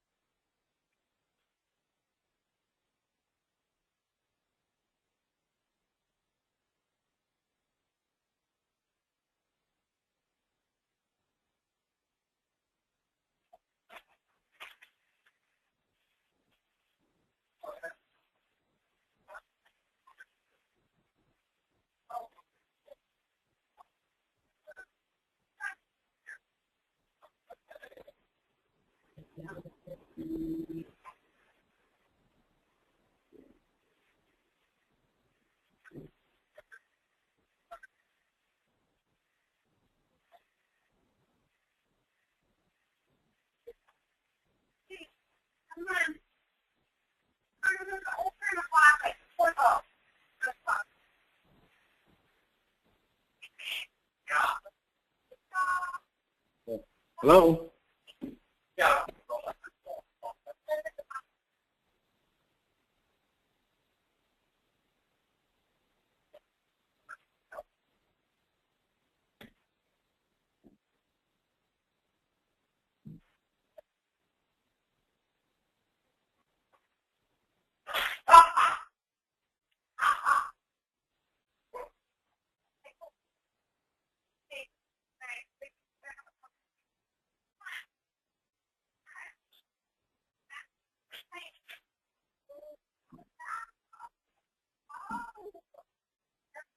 Hello?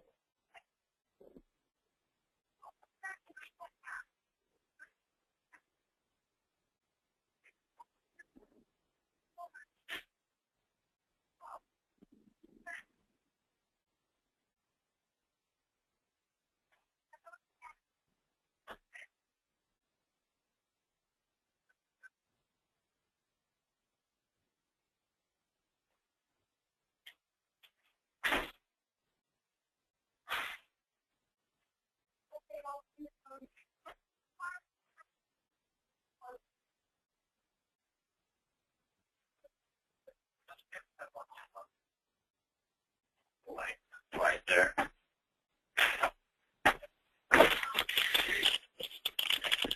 Are you there? Yep, I am. Awesome. Yep. Okay, cool. So we're going to look at a reflection image. Are you getting something out of this so far? I am. I'm going to have, when we're done, I'm going to have to, throw myself in and try some of this stuff out. It's okay. I just want to make sure that it's going. I just want to make sure you're getting what you expected, or we're going your direction. Well, I think after watching this a few times and trying these things yourself that are very simple, I think it'll improve your editing. Yeah, I think so too. Yeah, there's really no tricks here.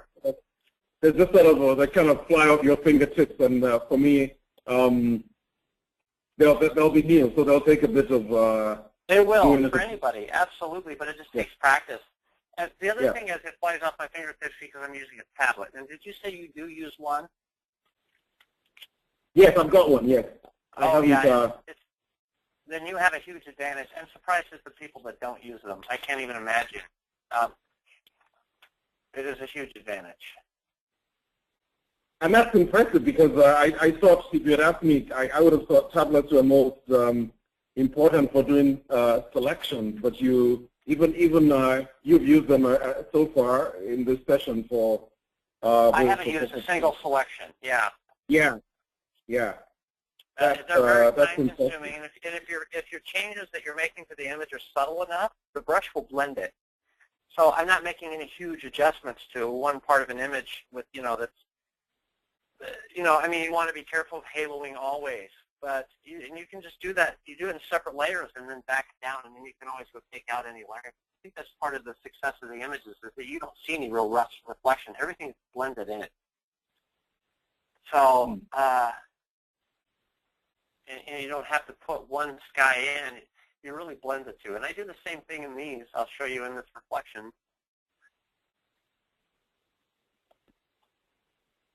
I had to get some coffee. Let's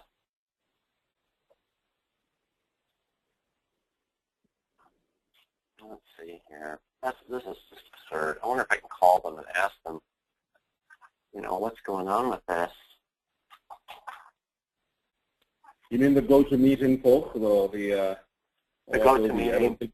Go-to-meeting. And see if there's a setting or something I could change in my performance options, but I don't think so. Well, this is good. We have this at least. So let's look at, okay, what was her name? It was Holly White. Let's look at Holly's photos. And she was the one in the chair, and we'll go over those because those images, too, those are really nothing like the final image.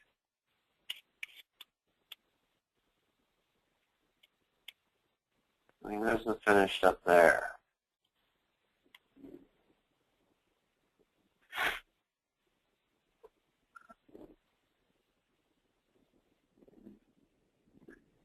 I can find her in the chair again.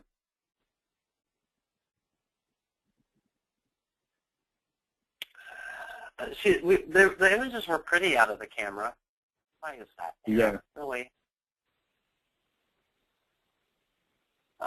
This I don't have great focus here, and I would have probably switched that at some point.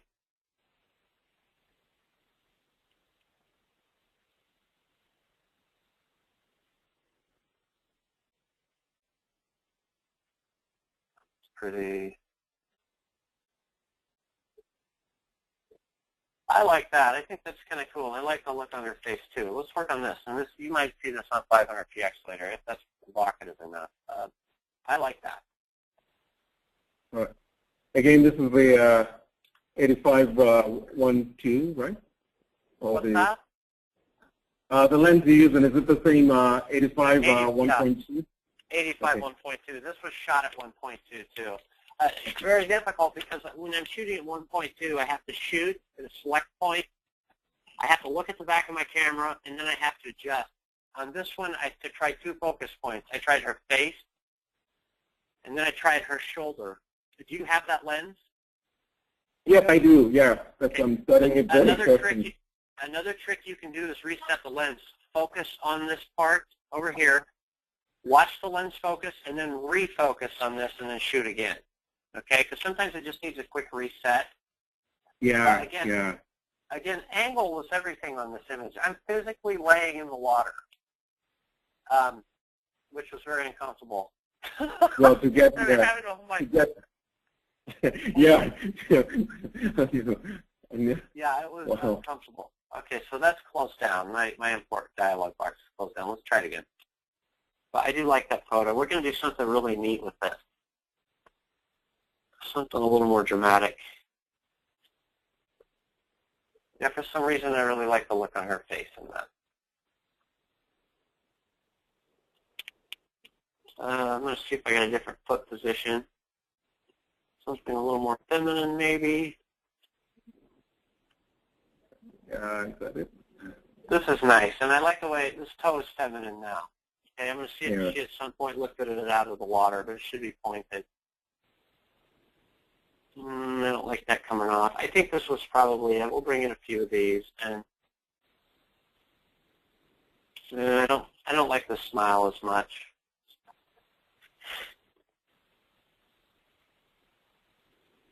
Just don't know how we're going to. I want to be able to grab them.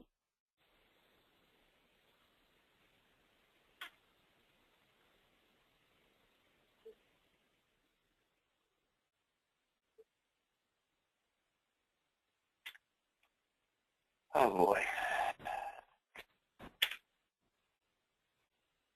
That is frustrating. Yeah. I'm so sorry. Oh, is it frozen again? Oh, yeah. Yeah. It'll make it worth it when we can get it in.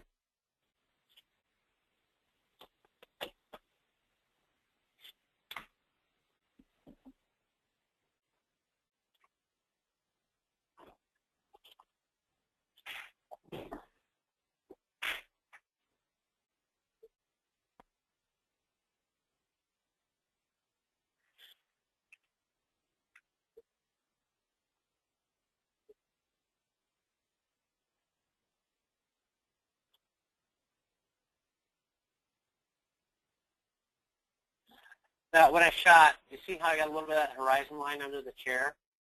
Yep. That gives us a nice, distinct look to it. Oh, yay, we got this. I'm excited about this image. I want to show you something I just noticed. Check this out.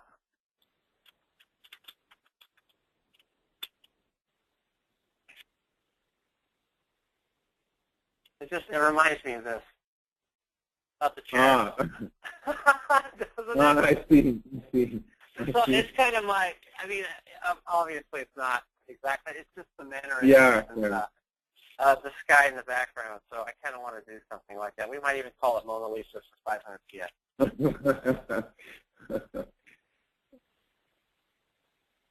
But at least I got it in. Now it's not responding. That's fine. Close the program. Wow. If I have to, we'll reset the computer completely and see. But yeah, but we're going to get it. You're going to learn. It's not. I don't think it's a computer issue. I'm using the most powerful Alienware you can buy, and I mean it's got plenty of power. Let's see.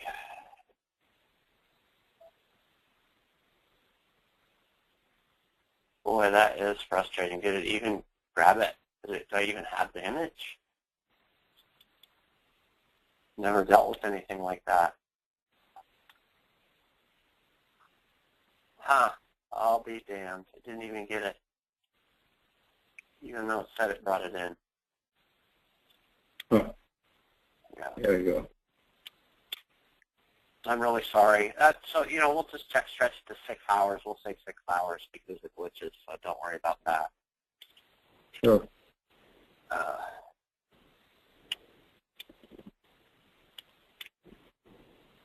Oh, come on, man. This is driving me insane. I just want the damn photograph. Okay.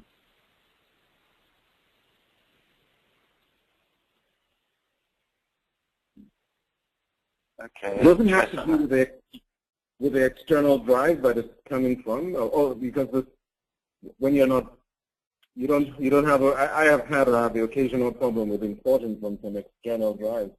This is not. It could be from the external drive, but I just don't see that happening because this only happens when I'm on GoToMeeting. Oh, I see. So, I see. Yeah. Yeah. No. Again, says it's in there, but I don't know if it's in there. But it's not responding. And so where is it? This is previous imports. I think it grabbed it. I'm going to try one more time, and if I have to, we're just going to have to shut the computer down and then do a reset on it. And then reconnect. Let me see what else is going on here. Oh, it's helper, 32-bit, Alien Fusion controller. See, that probably doesn't need to be running. And task. And where FX control and path.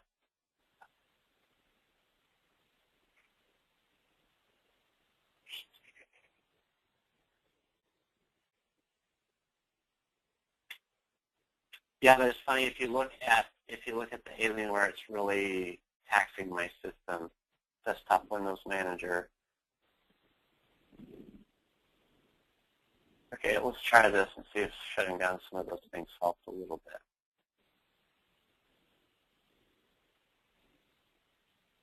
Well, I've got the image, so that's the good news. You don't have to import. But it's stuck. Okay. No.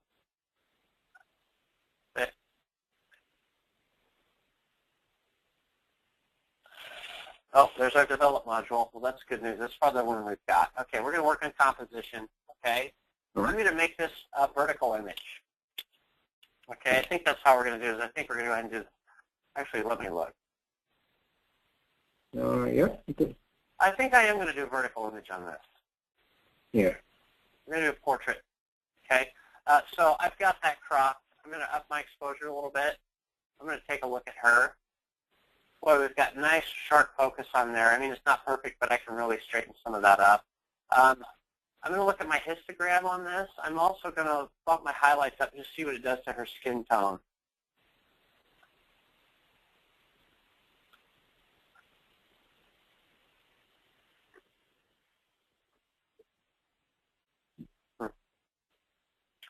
Wish I could move that, but that's not going to happen. All right, let's bump our highlights up here. I'm more worried about her in this, okay? And it's bringing out so much detail in this in the chair because I'm going to change that sky anyway. We're going to put something more dramatic in. I'm going to pull my blacks up a little bit, see if we can get some more dress detail. I want as much detail as I can going into this. Okay, I'm going to take this. I'm going to go to Photoshop, CC, edit in.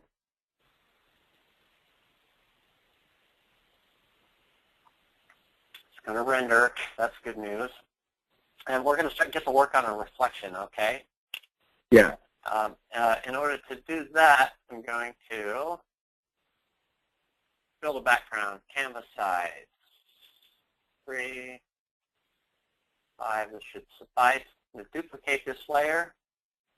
I'm going to edit, transform, flip vertical. I'm going to move this down, and I'm going to, boy, I wish I could get that to move. What a frustrating program. I can move it up and down, but I can't move it side to side.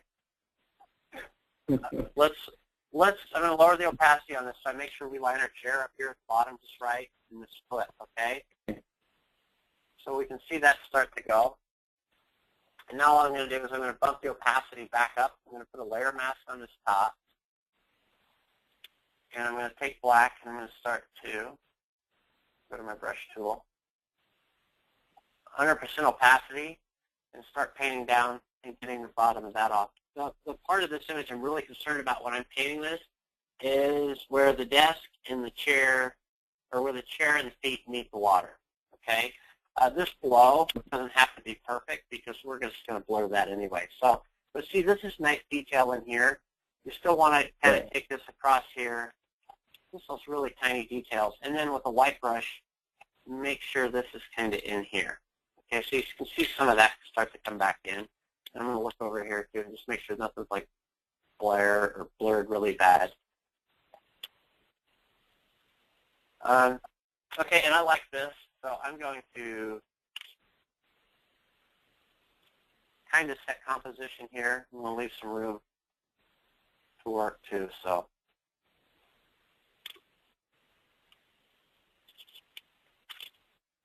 sorry, here that's going to be too big.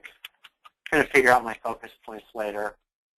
Now, if we're looking at a reflection in this, it's a real image. We're only going to see her reflection in the water. We're not going to see this landscape. Okay, so we got to go through and get that out. And we're just going to use black paint. Okay, so we're going to take out some of this parts of the water. We're going to put in some of that original blur that was in the first image in here. We don't have to get dead on around the ankles or feet. Okay, we just have to get out any sign of landscape. This is tough in here, but we can take these out.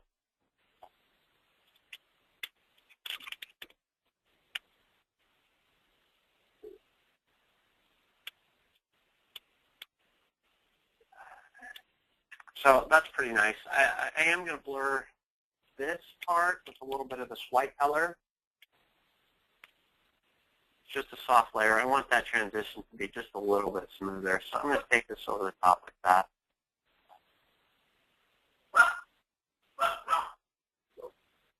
Okay, I'm going to back this up.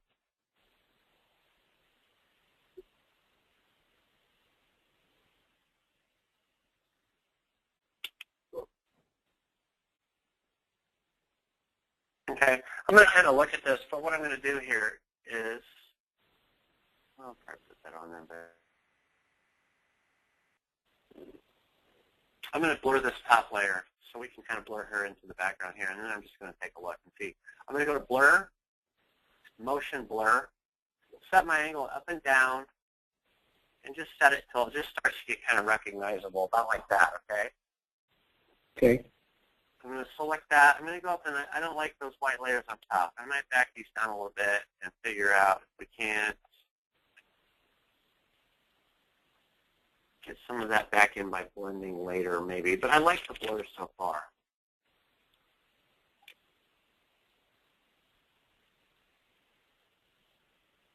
I know. Let's try another color.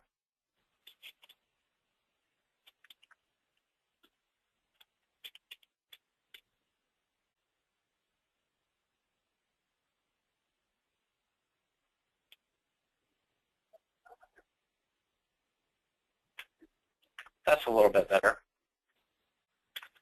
So going from there, I'm going to flatten it. Okay. All right.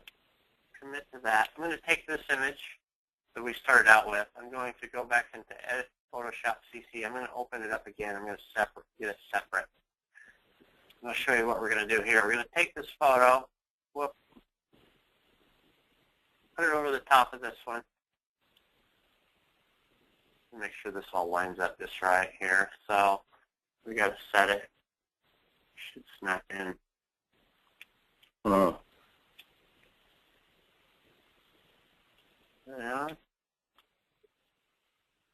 Yeah, this is on. Okay. Now I've got this over the top. I'm going to take this. I'm going to select everything down here below the chair. I'm going to edit, transform, scale. I'm going to pull this down a little bit more so this goes over the top, okay? Because what that does is it starts to blend in our foreground with our background, but you still have some kind of things down here where it's stretching out a little bit. The idea is to kind of get rid of those. But this is about right here, and we can come in here and get that out. And we'll do that I'm going to mask some of this off too. Here we're just going to brighten the reflection up a little bit. By painting some of that off. I got some haloing there, which we don't want, and we're not at 100% opacity, so I just need to be more careful coming through here, not to hit the edges, because the worst thing we can do is get haloing, and it's really not fixable. But this is nice. We're going to go try to fix these streaks in here really quick. Bring some of this detail out of this. I haloed that there. So.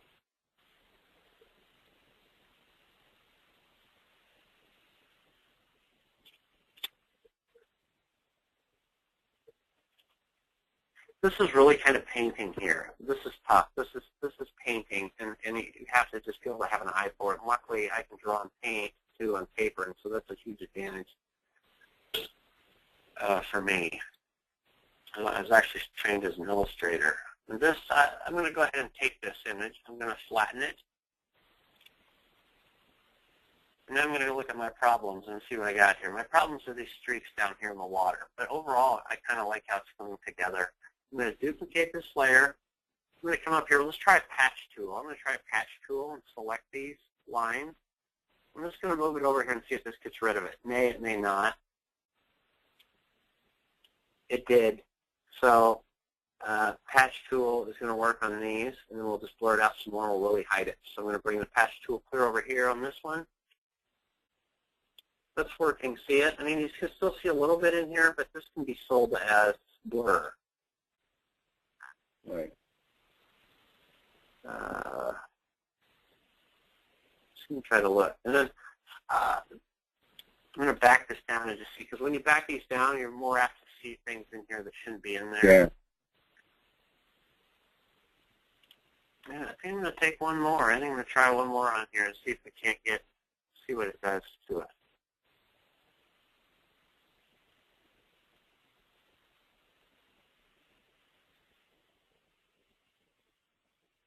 It's not.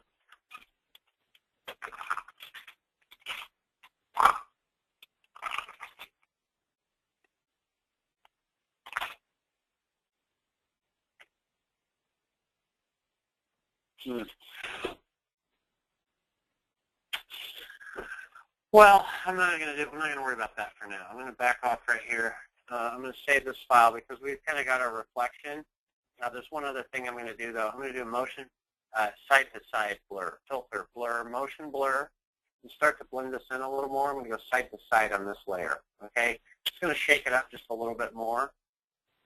So I blurred the whole image. I'm going to mask it.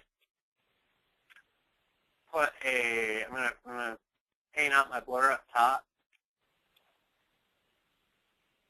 And we've got an image here, so this is going to work out. I'm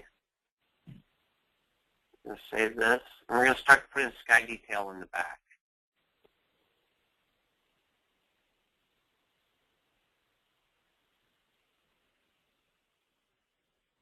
I'm going to take a gradient here in Lightroom and just look at some things too really quick. I'm going to look at saturation. I'm going to try lowering the exposure up the highlights and just see. I always look at this image to see how it's going to affect, because this is how this is how your audience is presented. This is how they see the image first. They typically see it on a cell phone, or they see it on a computer screen. It's always smaller, so I'm constantly going through that image just to see what it's going to look like and what the impact is. Highlights are up here. Still has a little bit of stretch going on down here, but I think that's okay. We can paint over that. Okay, anyway, we're going to paint some sky detail into this. Okay. So, looking at the lighting direction on her, she was obviously lit by this way, okay, because you can see where the shadows are at the back. She's got light on her, so we have to look for a sky that's that directional. So we're going to have to shut down light on it.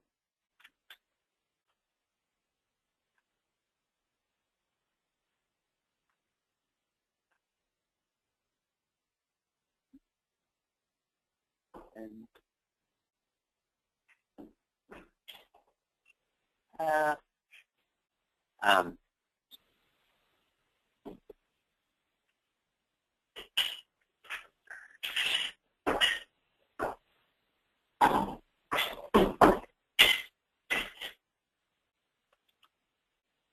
Ports. Okay, that's gone. So on this one, I'm going to go look through my blurred sunsets again, because some of these blurred sunsets I have, they only have clouds in them. They don't even have sunsets. But I shoot like the opposite way. If the clouds were pretty that night, just to get those sunset clouds. And so I have some of those, and I'm going to grab some.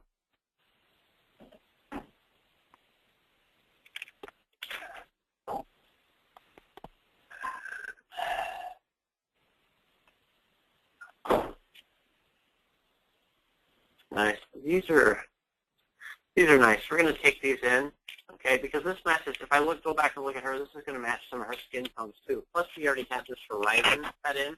Do you see that, Digi? Yep. Okay, cool. Yep. This is the sky detail we're going to put in. And this is really the time-consuming part of these reflection shots.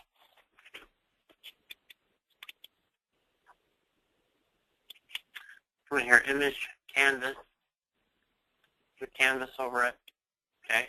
And we're going to start to paint in some sky detail. The neat thing about this image, it doesn't require a lot because this already has nice detail already in it, and that's really rare to get that kind of exposure. But we can take this like this and just kind of start to look like taking a black brush, 100% opacity, and painting behind it. You see it start to come in?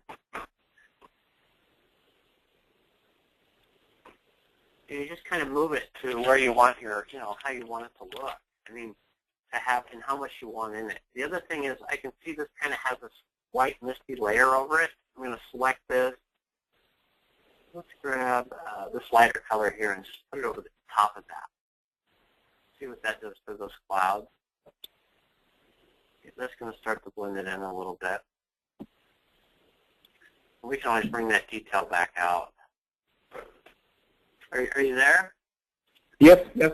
Okay, perfect. Can you hear me? Okay. Yeah, I can. Sorry.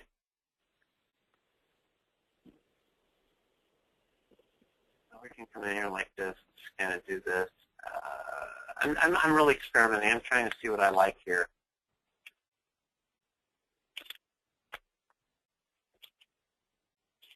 Let's try bumping the brightness up on the sky. And then, yeah, we got it right there. Okay, so we have some extra sky detail in here we didn't have. I think for you, in order for you to learn this, you're going to have to go out and get some skies of your own. Yeah, really experiment with it, because that's something a lot of people don't know. I mean, they don't know that I go out and shoot through the skies. They think it's a software, but it's not a software, and that's why the images look so natural, because they're real blurred out of the same lens.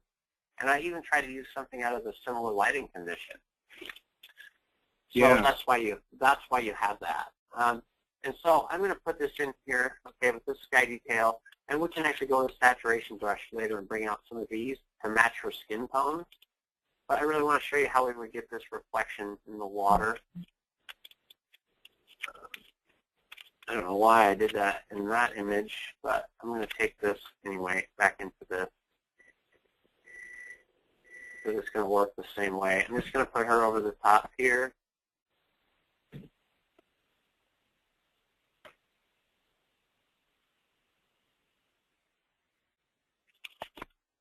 She's not on.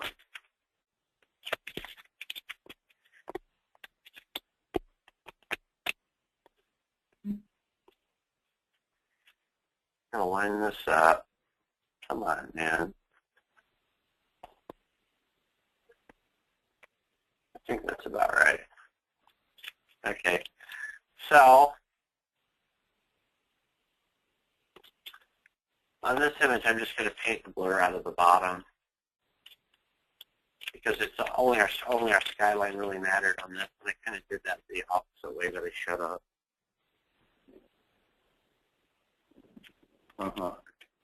So there we have a little bit of sky detail in this. Now on this one, I'm just going to go back to my cloud in Lightroom, Photo, Edit in, Photoshop CC.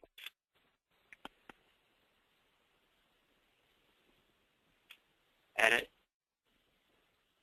image, canvas size.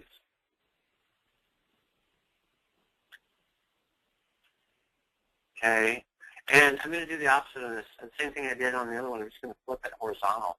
Okay, I'm going to grab my reflection shot that I already have made. Where is it? There it is. I'm going to pull it into this, and I'm going to try to match some. This is really subtle up here, so this isn't going to matter as much. I'm going to try to match some of these details up to the sky. Okay, and I'm going to mask it out. Go to black. Let me get a little closer here. I'm going to try a lower opacity, like 44, and just start to put some of this in down here like that. See that go in? Some parts of this photo image I really don't like, and hopefully we can pull this out. One of it is, some of it's right here in this chair. It just doesn't look right to me, and this might help a little bit. That's starting to come out, kind of. I almost feel like it should be more defined, but it's okay.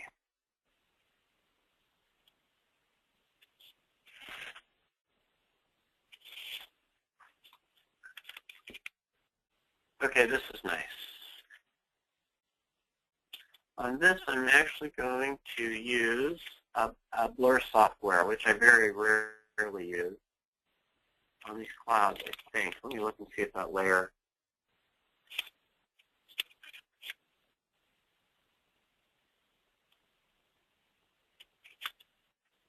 I'm just painting too, Digi. So I'm doing things that we did before, but I'm just painting the taste. So that's what I'm spending time on. I'm not switching blending modes or using a certain tool or anything like that. I'm just trying to speed up for you. But yeah, I'm just kind of trying to make adjustments here that are going to be up to you anyway. I mean, it's really going to be up to your eye.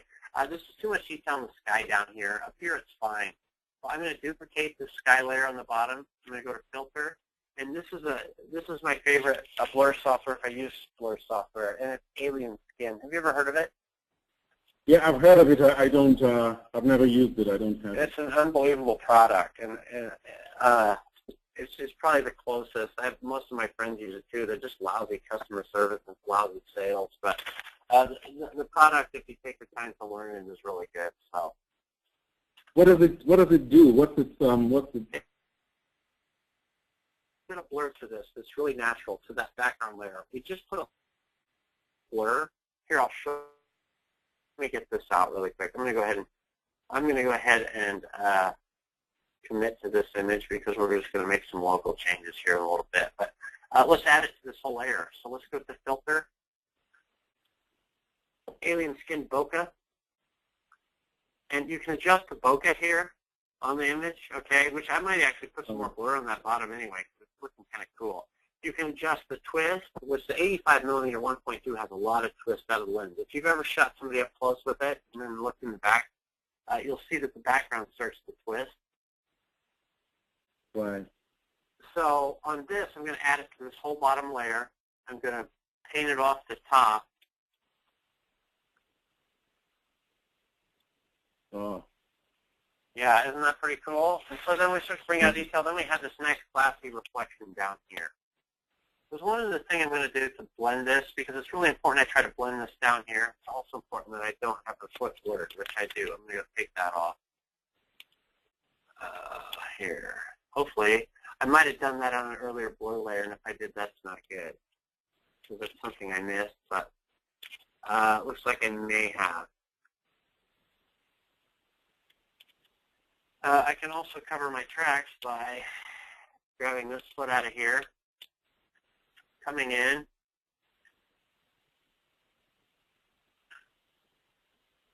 actually we'll do that in a second. I'm going to flatten this, then we'll come paint our foot back in. I can grab this out of here where the foot's in focus. Got to get this lined up first.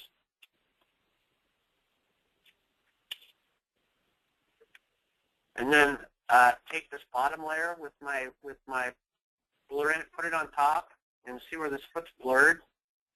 Just put a mask over it. This is an easy repair. Whoop, edit, step back.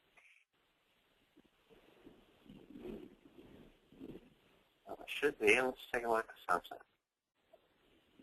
Oh, that's because it's on 58%. Okay, I'm just going to paint over it to see that foot go back into focus. Right. So that I just repaired that. That's all I did. So anyway, we got that back. Okay, and this image is starting to come together. Like I said, there's still some points in here I'm just not sold on. I think this is a little dark in here. I don't like any of that color. I'm just going to try a few dabs of paint, maybe with this lighter blue to liven those areas up. They just look dead to me. So I'm just going to come put this in here like that. You're right in there, so a little more contrast. And this is all by eye. And that already starting to look just a little bit better. Maybe a few there and back up the opacity. And I'm going to make sure I have all the paint off of her leg.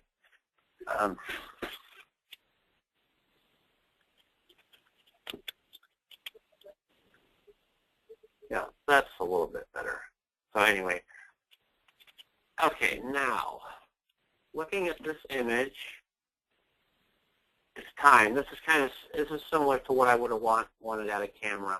So it's time to look at the things that we want to accentuate. What do we want to show off? And first thing is she had on some makeup here, some glitter on it. I'm just going to get that off of her face with a simple spot cleaning brush. There and there. I'm going to take my sharpening tool and I'm going to sharpen up her eyes. You don't have to do anything real powerful in this because the eyes are so far out that they just have to give the illusion of a nice soft focus there. I'm also going to look at crop. I'm going to look at a few different crops here and see what my options are. I don't want to crop her head off, but maybe if we just bring this out, come in closer to her, I think that's probably a better crop. Other thing I want to look at is I want to see more detail on that chair. So I'm going to go back to Actions, and I'm going to Jessica's detail brush.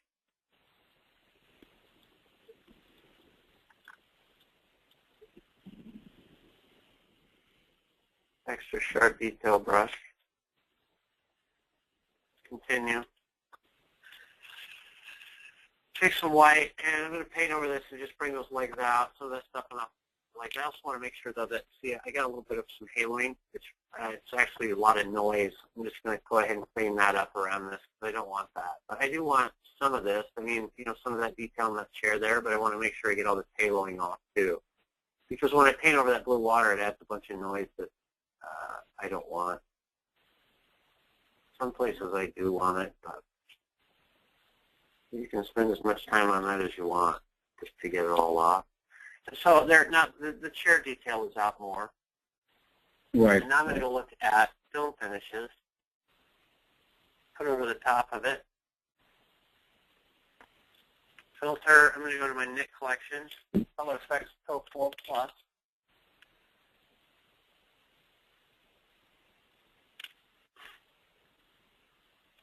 And see, that always makes such a huge difference right off the bat. Right. Right. Yep. But it's just the settings. I mean, I've learned to use those settings so well.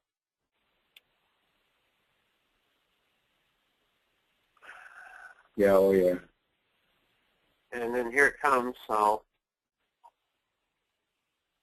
there it goes. And you got those nice dramatic skin tones and that nice neat light there. But that's you know, it's a pretty image. I'm not 100% sold on this area. I can try to fix it really quick just by going and duplicating it, edit, transform, flip horizontal, up, whoops, backward, edit, transform.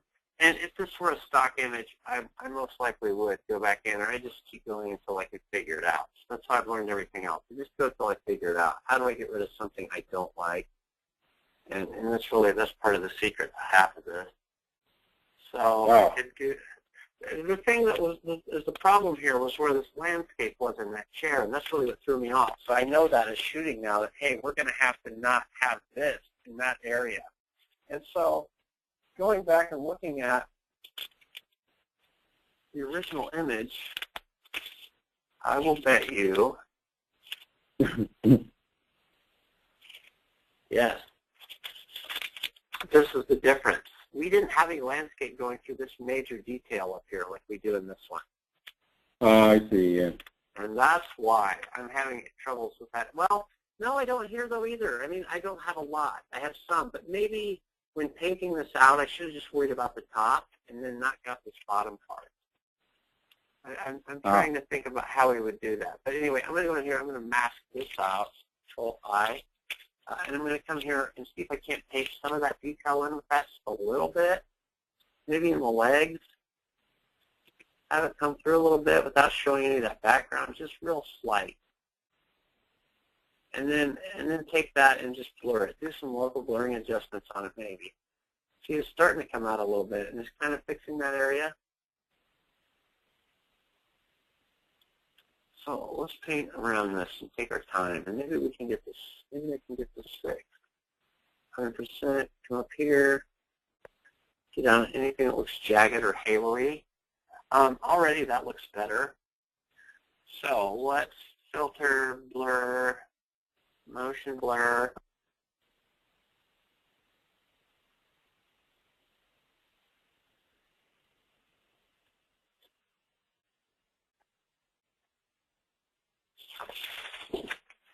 See, that helped, didn't it? That's better. Back the opacity down just a little bit. But this is better. I like this chair detail in here now, so I think that's nice. Maybe I could even come in here with this black brush and see if I can't get some more out underneath it here. Some white. Yeah. You get the haloing off. But that's what it's all about. Just getting through it, figuring it out, and that's better. Already got the blue layer on it. Cancel. Latin. Let's take our original.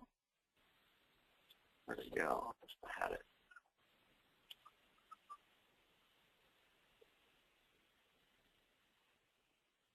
One more blue layer over at Bokeh.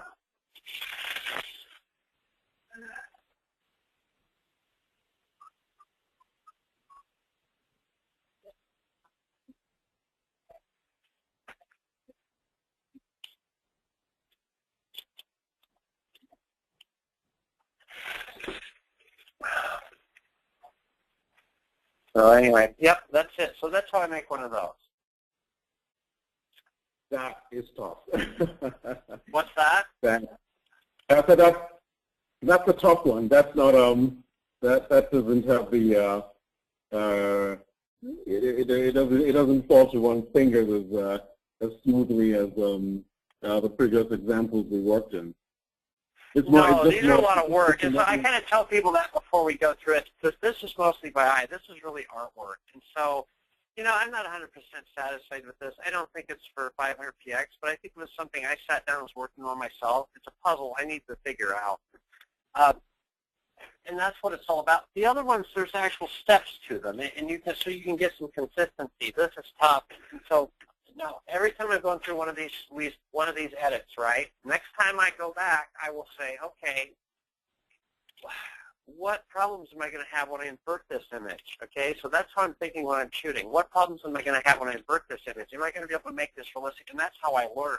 So that's why I change my shooting style as I go out. And so on this one, you're selecting an image. I probably would have moved, I suppose I would have moved it out this way so we had a thinner landscape to work with and then faced her. I don't know. Maybe I would have moved the whole chair out this way and then shot this way so we were dealing with a thinner landscape. Does that make sense? It does. Yes. Because knowing that I have to paint that out, so that's something I have to think about next time I go out. And now I'm going out every night, and so, yeah. But see, I get frustrated too. I'm not perfect, but you kind of see the things that I use to change these things are very simple. It's white paint. It's switching things around. It's exposure straight out of the camera, and there's just a lot of different elements. So, I don't know. Based on that, I'm frustrated by that image. Can you tell my voice? I shouldn't take that out. I shouldn't take that out. It's good to see that it's not all peaches and cream for you too. Oh, it's not. So you have to think your way. Yeah, you never stop learning. I mean, ever. And so Yeah, that's what it is. But on that image, I see some difficulty, and it's not. On the road images, it's pretty super easy. But I can, as long as you're keeping the subject below the horizon line and you're keeping that nice negative space on them, even if you're using trees, I mean, you're really not going to run into anything that frustrating in post. But when you're trying to create a reflection of something, it's pretty difficult because you're not really dealing with a real image. Now you're doing some heavy manipulation, and so that's the difference. The road images, they're just basically two blended exposures, and then we paint in some detail with a saturation brush. We paint it in with a simple detail brush, and then that's about it. And a film layer over the top. So yeah, that's all right. Let's try. Let me see if I send you a JPEG of mine, and if you were to sort of do a Jake Olsen on it, of course. What might you? Okay, so send it to me real quick. Send it to jakeolsenstudios@gmail.com. jakeolsenstudios@gmail.com. Okay. Correct, and I'll get it right now. Oh shoot, my FedEx guys here. Let me grab this. Thank you. Did I only get one today? Yeah, you only got one. Yep, yeah, that's fine. There you go. There you go. Have a good day. You too. All right, Jesse, let me know when you send it. Sure. I'm just, I thought I had it. And also, some of these things correctly, but later the kidnapping or gel, the gel, whether it was a lot, still, they're kind of setting the message with it. It all has to maintain compatibility. That's where we go to the info path off of the story by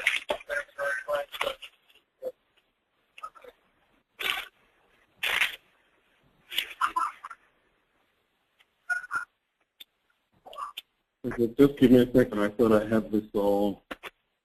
Oh, you're fine, man. I'm trying to see where You're fine.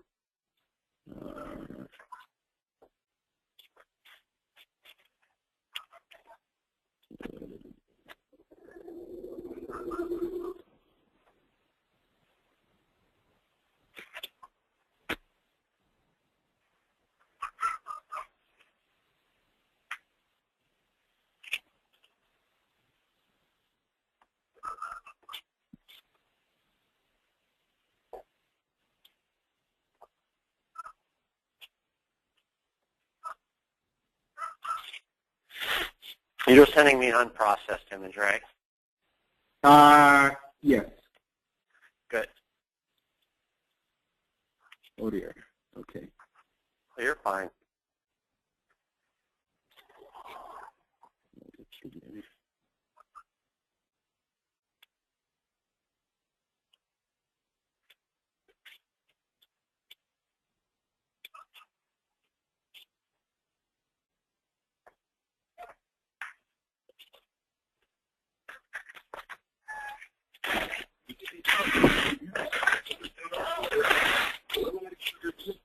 All right.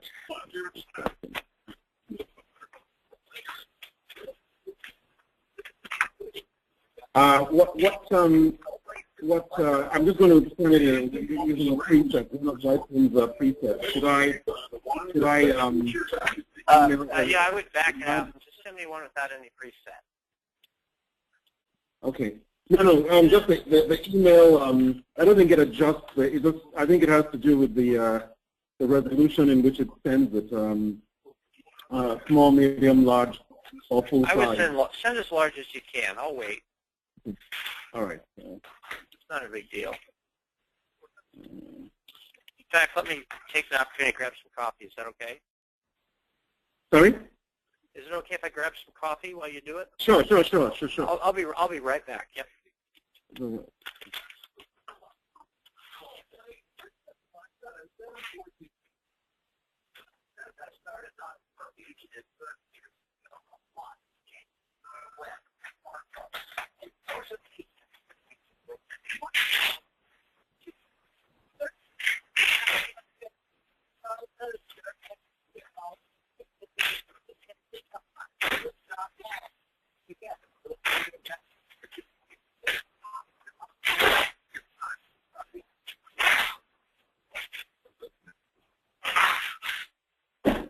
a lot of the parallel parking is you're either too far from the curb or too close by the car.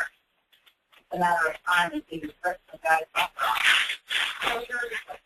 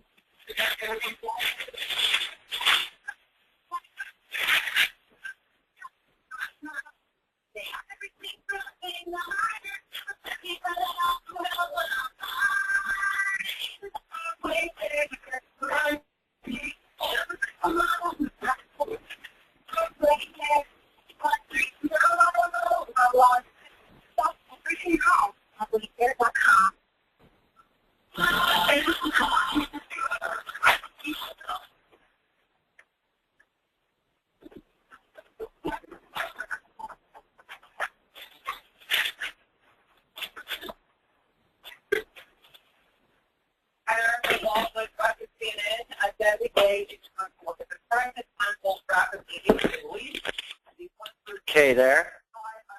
Hi. Hello? You there? All right. Did you send it? Yes, I actually sent two. One of them has just finished. Look at it. Okay, so let's try this one. All right. Oh, there it is. Okay, I'm going to save this. Okay. Save image as desktop. We can't even see it. So this is in Tuscany? Yes. That's pretty cool. Yes. All right. Okay, I'm going to go ahead and open it. And you can see my screen, correct? Yes, I can. And this is a landscape. Let's see. Open with. Yes. Okay.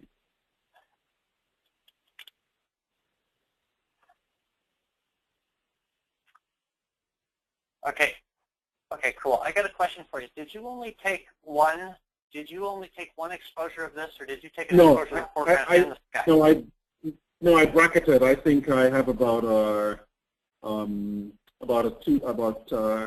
at least a stop difference. But I think probably 3 images with Okay, did you send that one to me? No. Let That's me, okay. We can do it without. Let's look at it without. Okay.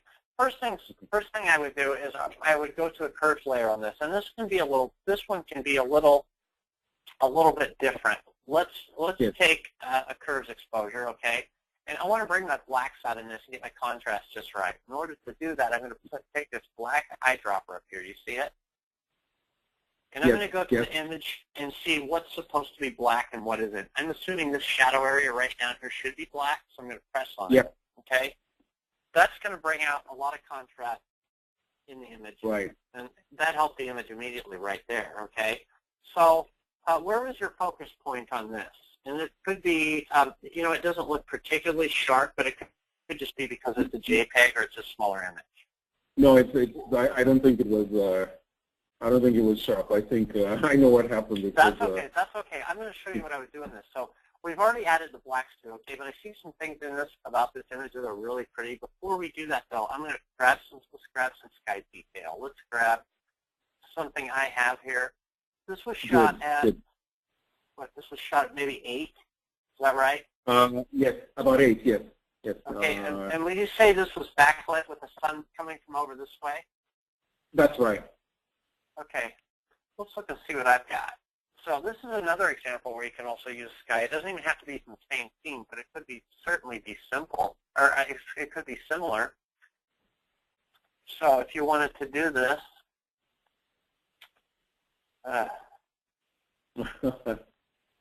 sorry, man, it's just how it is right now. Everybody that I took on, that's why I wanted to talk to them on the phone. It is a little glitchy. It's not perfect, and that's why I don't want to do groups. I just want to do one-on-one. Not only that, but I like talking to everybody. It's pretty cool. And yeah. I think everybody's getting more out of it this way too.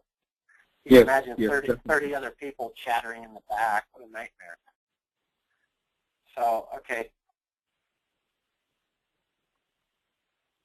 Oh, I hate this. I'm so sorry. How did it Right. go? It'll be worth it though. We'll get a cool image out of this. So this is an easy thing for you to do, and I just want to learn how to look for a certain thing. Yeah. That, First thing, because the first thing we've got to go do is we've got to put in detail where detail's missing, and we've got to do that sky. You can even.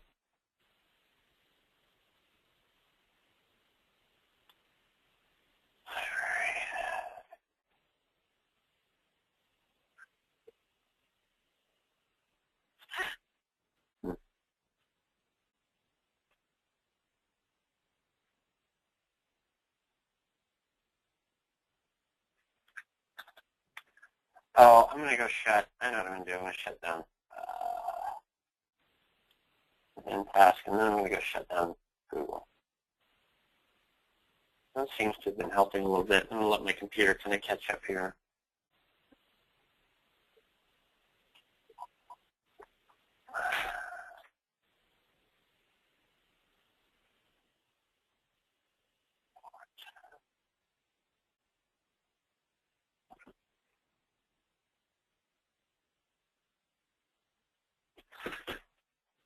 Well, might have just been it. Let's see.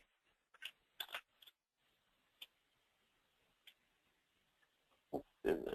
Let's just wait for it a little bit.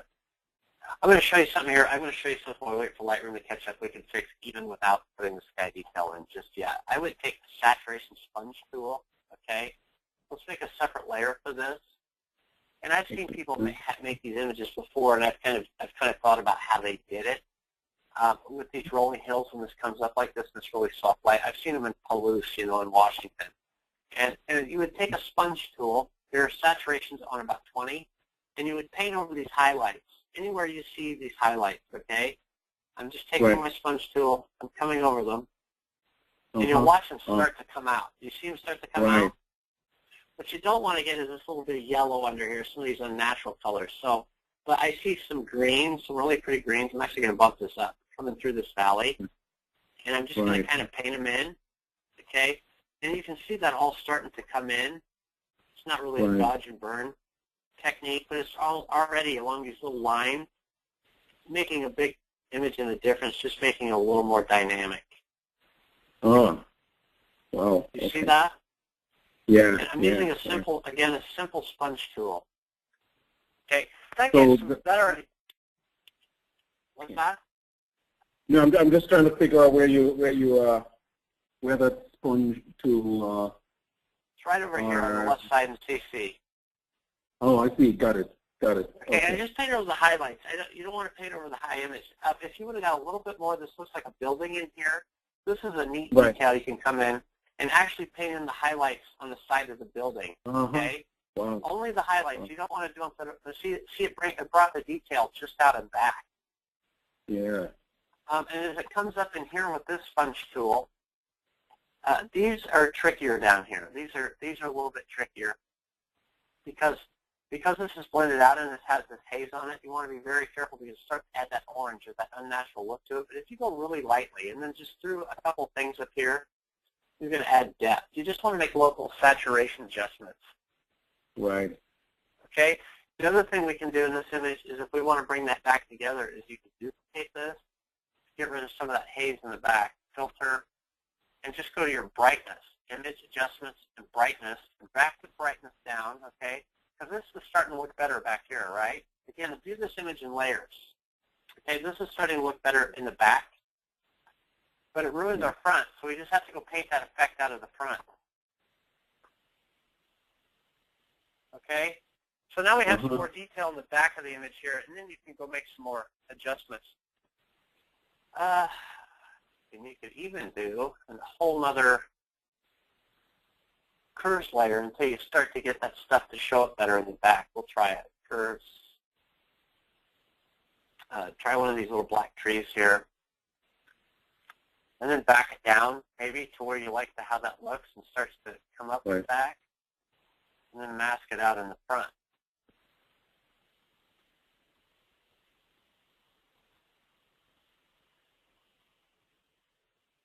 try to bring the sky into this now, see what we can do.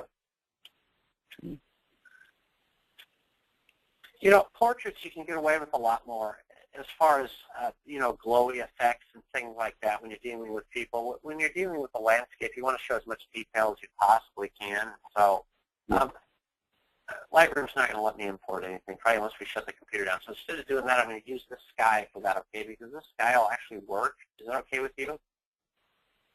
Yeah, I think so, yeah. But I'll show you how we would use it.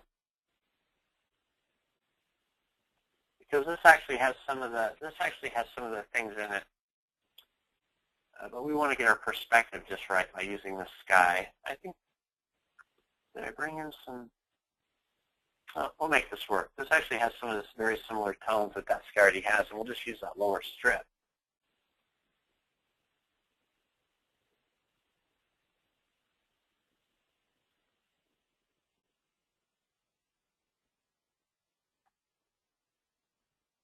I'm going to flatten it. I'm going to put a canvas on this. See, in this image, we really have a directional sky. This isn't a backlit situation. I can make it look like it's backlit. I'm gonna image, edit, transform, and I'm gonna scale this so it's more to that perspective. Okay, I'm gonna have that in the background of this now, and it's more the perspective you took it from. It's not quite exact. Probably a little stretched out. That was a little more realistic looking to me. And I'm going to grab Tuscany and bring it up here. These are different things, but I'm going to take a brush. Now, if you had another exposure to this with the sky, this is the same thing you would do. You would paint it in. I know a lot of people are using like luminance masks, but you can already see how much more dynamic the image is now at this point. I mean, just one swipe and a new sky in it, okay? So, and I like this little bit of haze over this because it really blends the skyline into those clouds. I'm going to take our front layer, I'm going to select it, edit, and I'm going to pull it up. And it's about the blending. So now we have that pink in there. Deselect, and I'm going to come back in here with white. I'm going to paint over that all just a little bit. So this way we're pulling some of your native foregrounds into that photo. You see it go? And now you have that haze back in there too. And when I do that, I'm not affecting anything that was already in there. I'm only affecting the things that we added.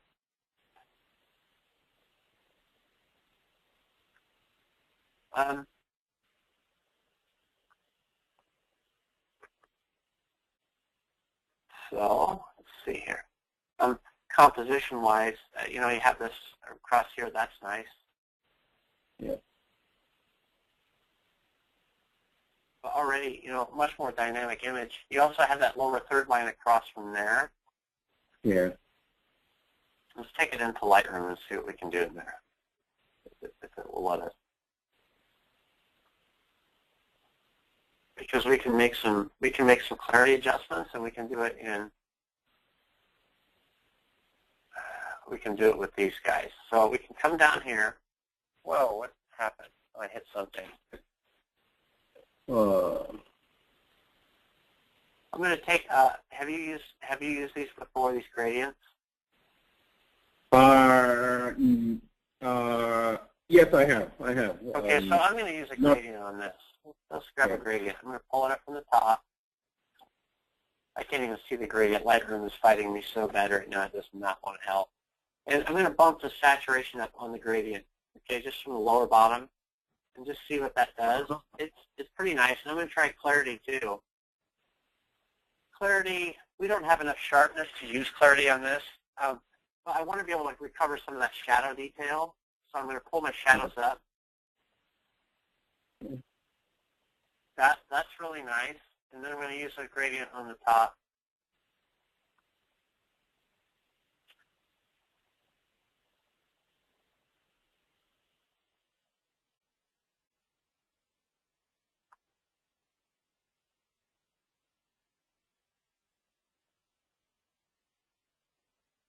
This is a little saturated down here at the bottom for me, but you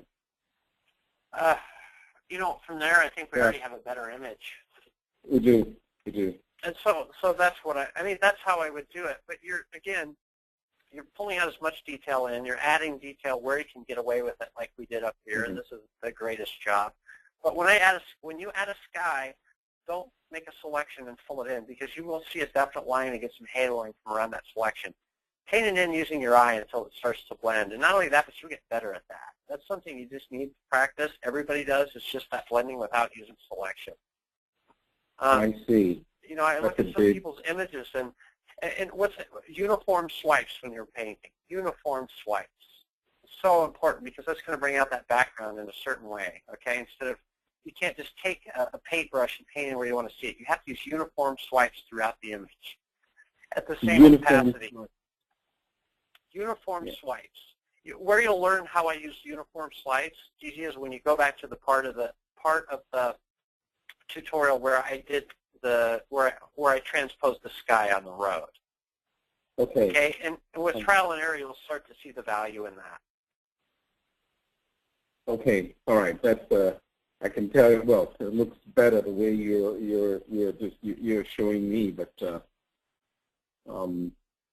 not sure. I've always been used to watching people just using selections, but yeah, it seems to be a whole lot more successful. I think this is more successful, and the more successful it is because we're blending exposures here. So you're blending two together, and when you're blending, you're actually taking, you have a smoother gradient. So there's nothing about it. I mean, looking at this image, I really didn't do a very good job when we blended that exposure in the back, but you can take your time on this, but you really want to do it with as many clean swipes as you can, okay? Everything is usually a swipe of the scene. I want to make sure it has a uniform fading to it, and a uniform gradient throughout the scene. Like the sky looks nice to me. And then down here we did, we just did some local saturation adjustments just over the highlights.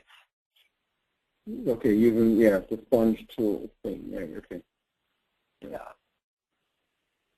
So now, you suggest to build up a library of personal library of skies, one should I absolutely do, and different focuses. If you're going to focus on landscapes, you want those to be in focus. I mean, if you're going to shoot a landscape where you're using multiple focus points, like a lot of people I know do, you're going to want that sky to be tack sharp.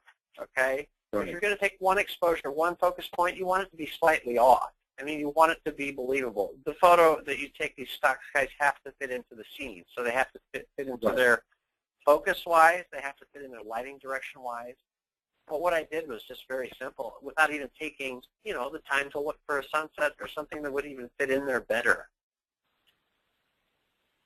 How do you manage your libraries? How do you keep track of knowing? It's very simple. I just have them labeled blurred sunset. So when I get home at night, if I have any blurred sunsets from the family shoot, I just put them in that, and then I just physically go through every one of them. So all the ones I have now, I have D drives full of just sunset, but people have seen the sunsets before my work, so I try to go out at night and get different ones. So I'm just using current sunsets.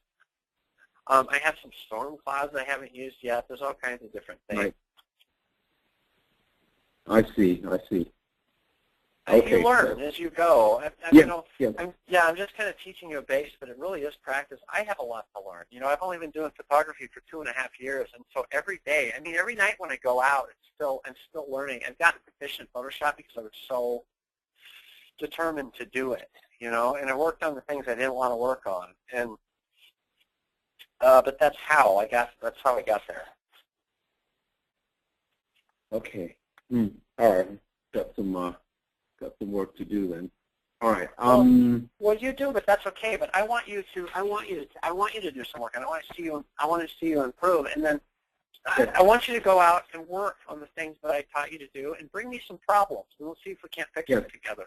You know what I mean? Some struggles. Bring me some struggles, and I think that's where you're going to get the value out of the tutorial. I think you got some today just by seeing, how I use my brain, if anything, with it, just to do certain things. But if you bring me some problems, I think we can fix it. Yes, let me do that. I think that'll be that'll be the way to go. Let me go out shooting first, and then Yeah, because this is the things I use are simple, but it's also a lot to process. So I get that. I mean, what do you think of today? Did I do an okay job? I mean, aside from the computer flaking out. I mean, was I going too fast maybe on some part? No, most importantly, you've got me sort of fired up to, I'm seeing, first of all, I'm seeing things which I wanted to open up some possibilities. Yes, exactly. That's the way to, okay. That's it. So, good. You know, from the creative side, that's the most important thing, which is, something is possible, a different way, different from what I've ever seen it being done before. So, sure. So that, and I see that, like I said, you've created some stuff on your own. You're not, your approach is not. There's a couple of fairly inflexible approaches out there. This is the way this has to be done. This is the way you must go. But no, this is good. But I think that's my biggest take home from everything today. Okay, good. Yeah, it's just important that you learn to look at the image and figure out your images, figure out what you don't like about them, and then figure out how to change them. You know, and not overdo it. So that's kind of it. That's kind of what I do. But that's it. So if you want to take your time, get back to me. Let me know when we can do the second half of this. It'll really bring me some problems. I think you're going to get a lot out of it. I'll do that. Okay. Thank you. Yeah, no, thank you. I'm very appreciative. I enjoy doing these. And so if you need anything between now and then, just give me a quick call on FaceTime, okay? And then I can even just help you through it until. But try to set a target date for yourself pretty soon, because I kind of didn't expect these to book out like this. Set a target date for yourself soon. You can even move it if you need to, but let's just make sure you get in the book, like, you know, in September or something. Yes. It can be whenever you want it to be. I'm just saying, just try to set a target date or a goal for yourself so we can get you down. Yeah, I know what you mean, because these things they can stretch almost indefinitely if one doesn't fix the target date. Okay. In my mind, yeah. All right, well, good luck. Listen, good luck, and call me if you need anything, okay? You're not bothering me, or send me an email. I will, definitely. All right, well, thank you for this. I really appreciate it. No problem. All right, I'll talk to you soon. Very good. Oh, hey, Deji, I'm gonna upload this to Dropbox in a zip file, and then I'll email it to you, okay, the recording. Oh, that's really important. Thank you. Yeah, I'm going to, the first thing I'm going to do is sort of watch some parts of it in kind of slow motion, so I can, go over it a few times till I get it. I'll probably have to freeze. Yeah. Okay, here's the bad part. It takes a long time to upload because it's a huge file, so it'll probably be late tonight or tomorrow morning before I'm able to send you the link. Is that okay? I can, no problem at all. This is going to take me several days to digest. That's okay. All right, man. Have a good one, okay? Enjoy your holiday. You too. Thanks. Thanks. Bye-bye. Bye-bye.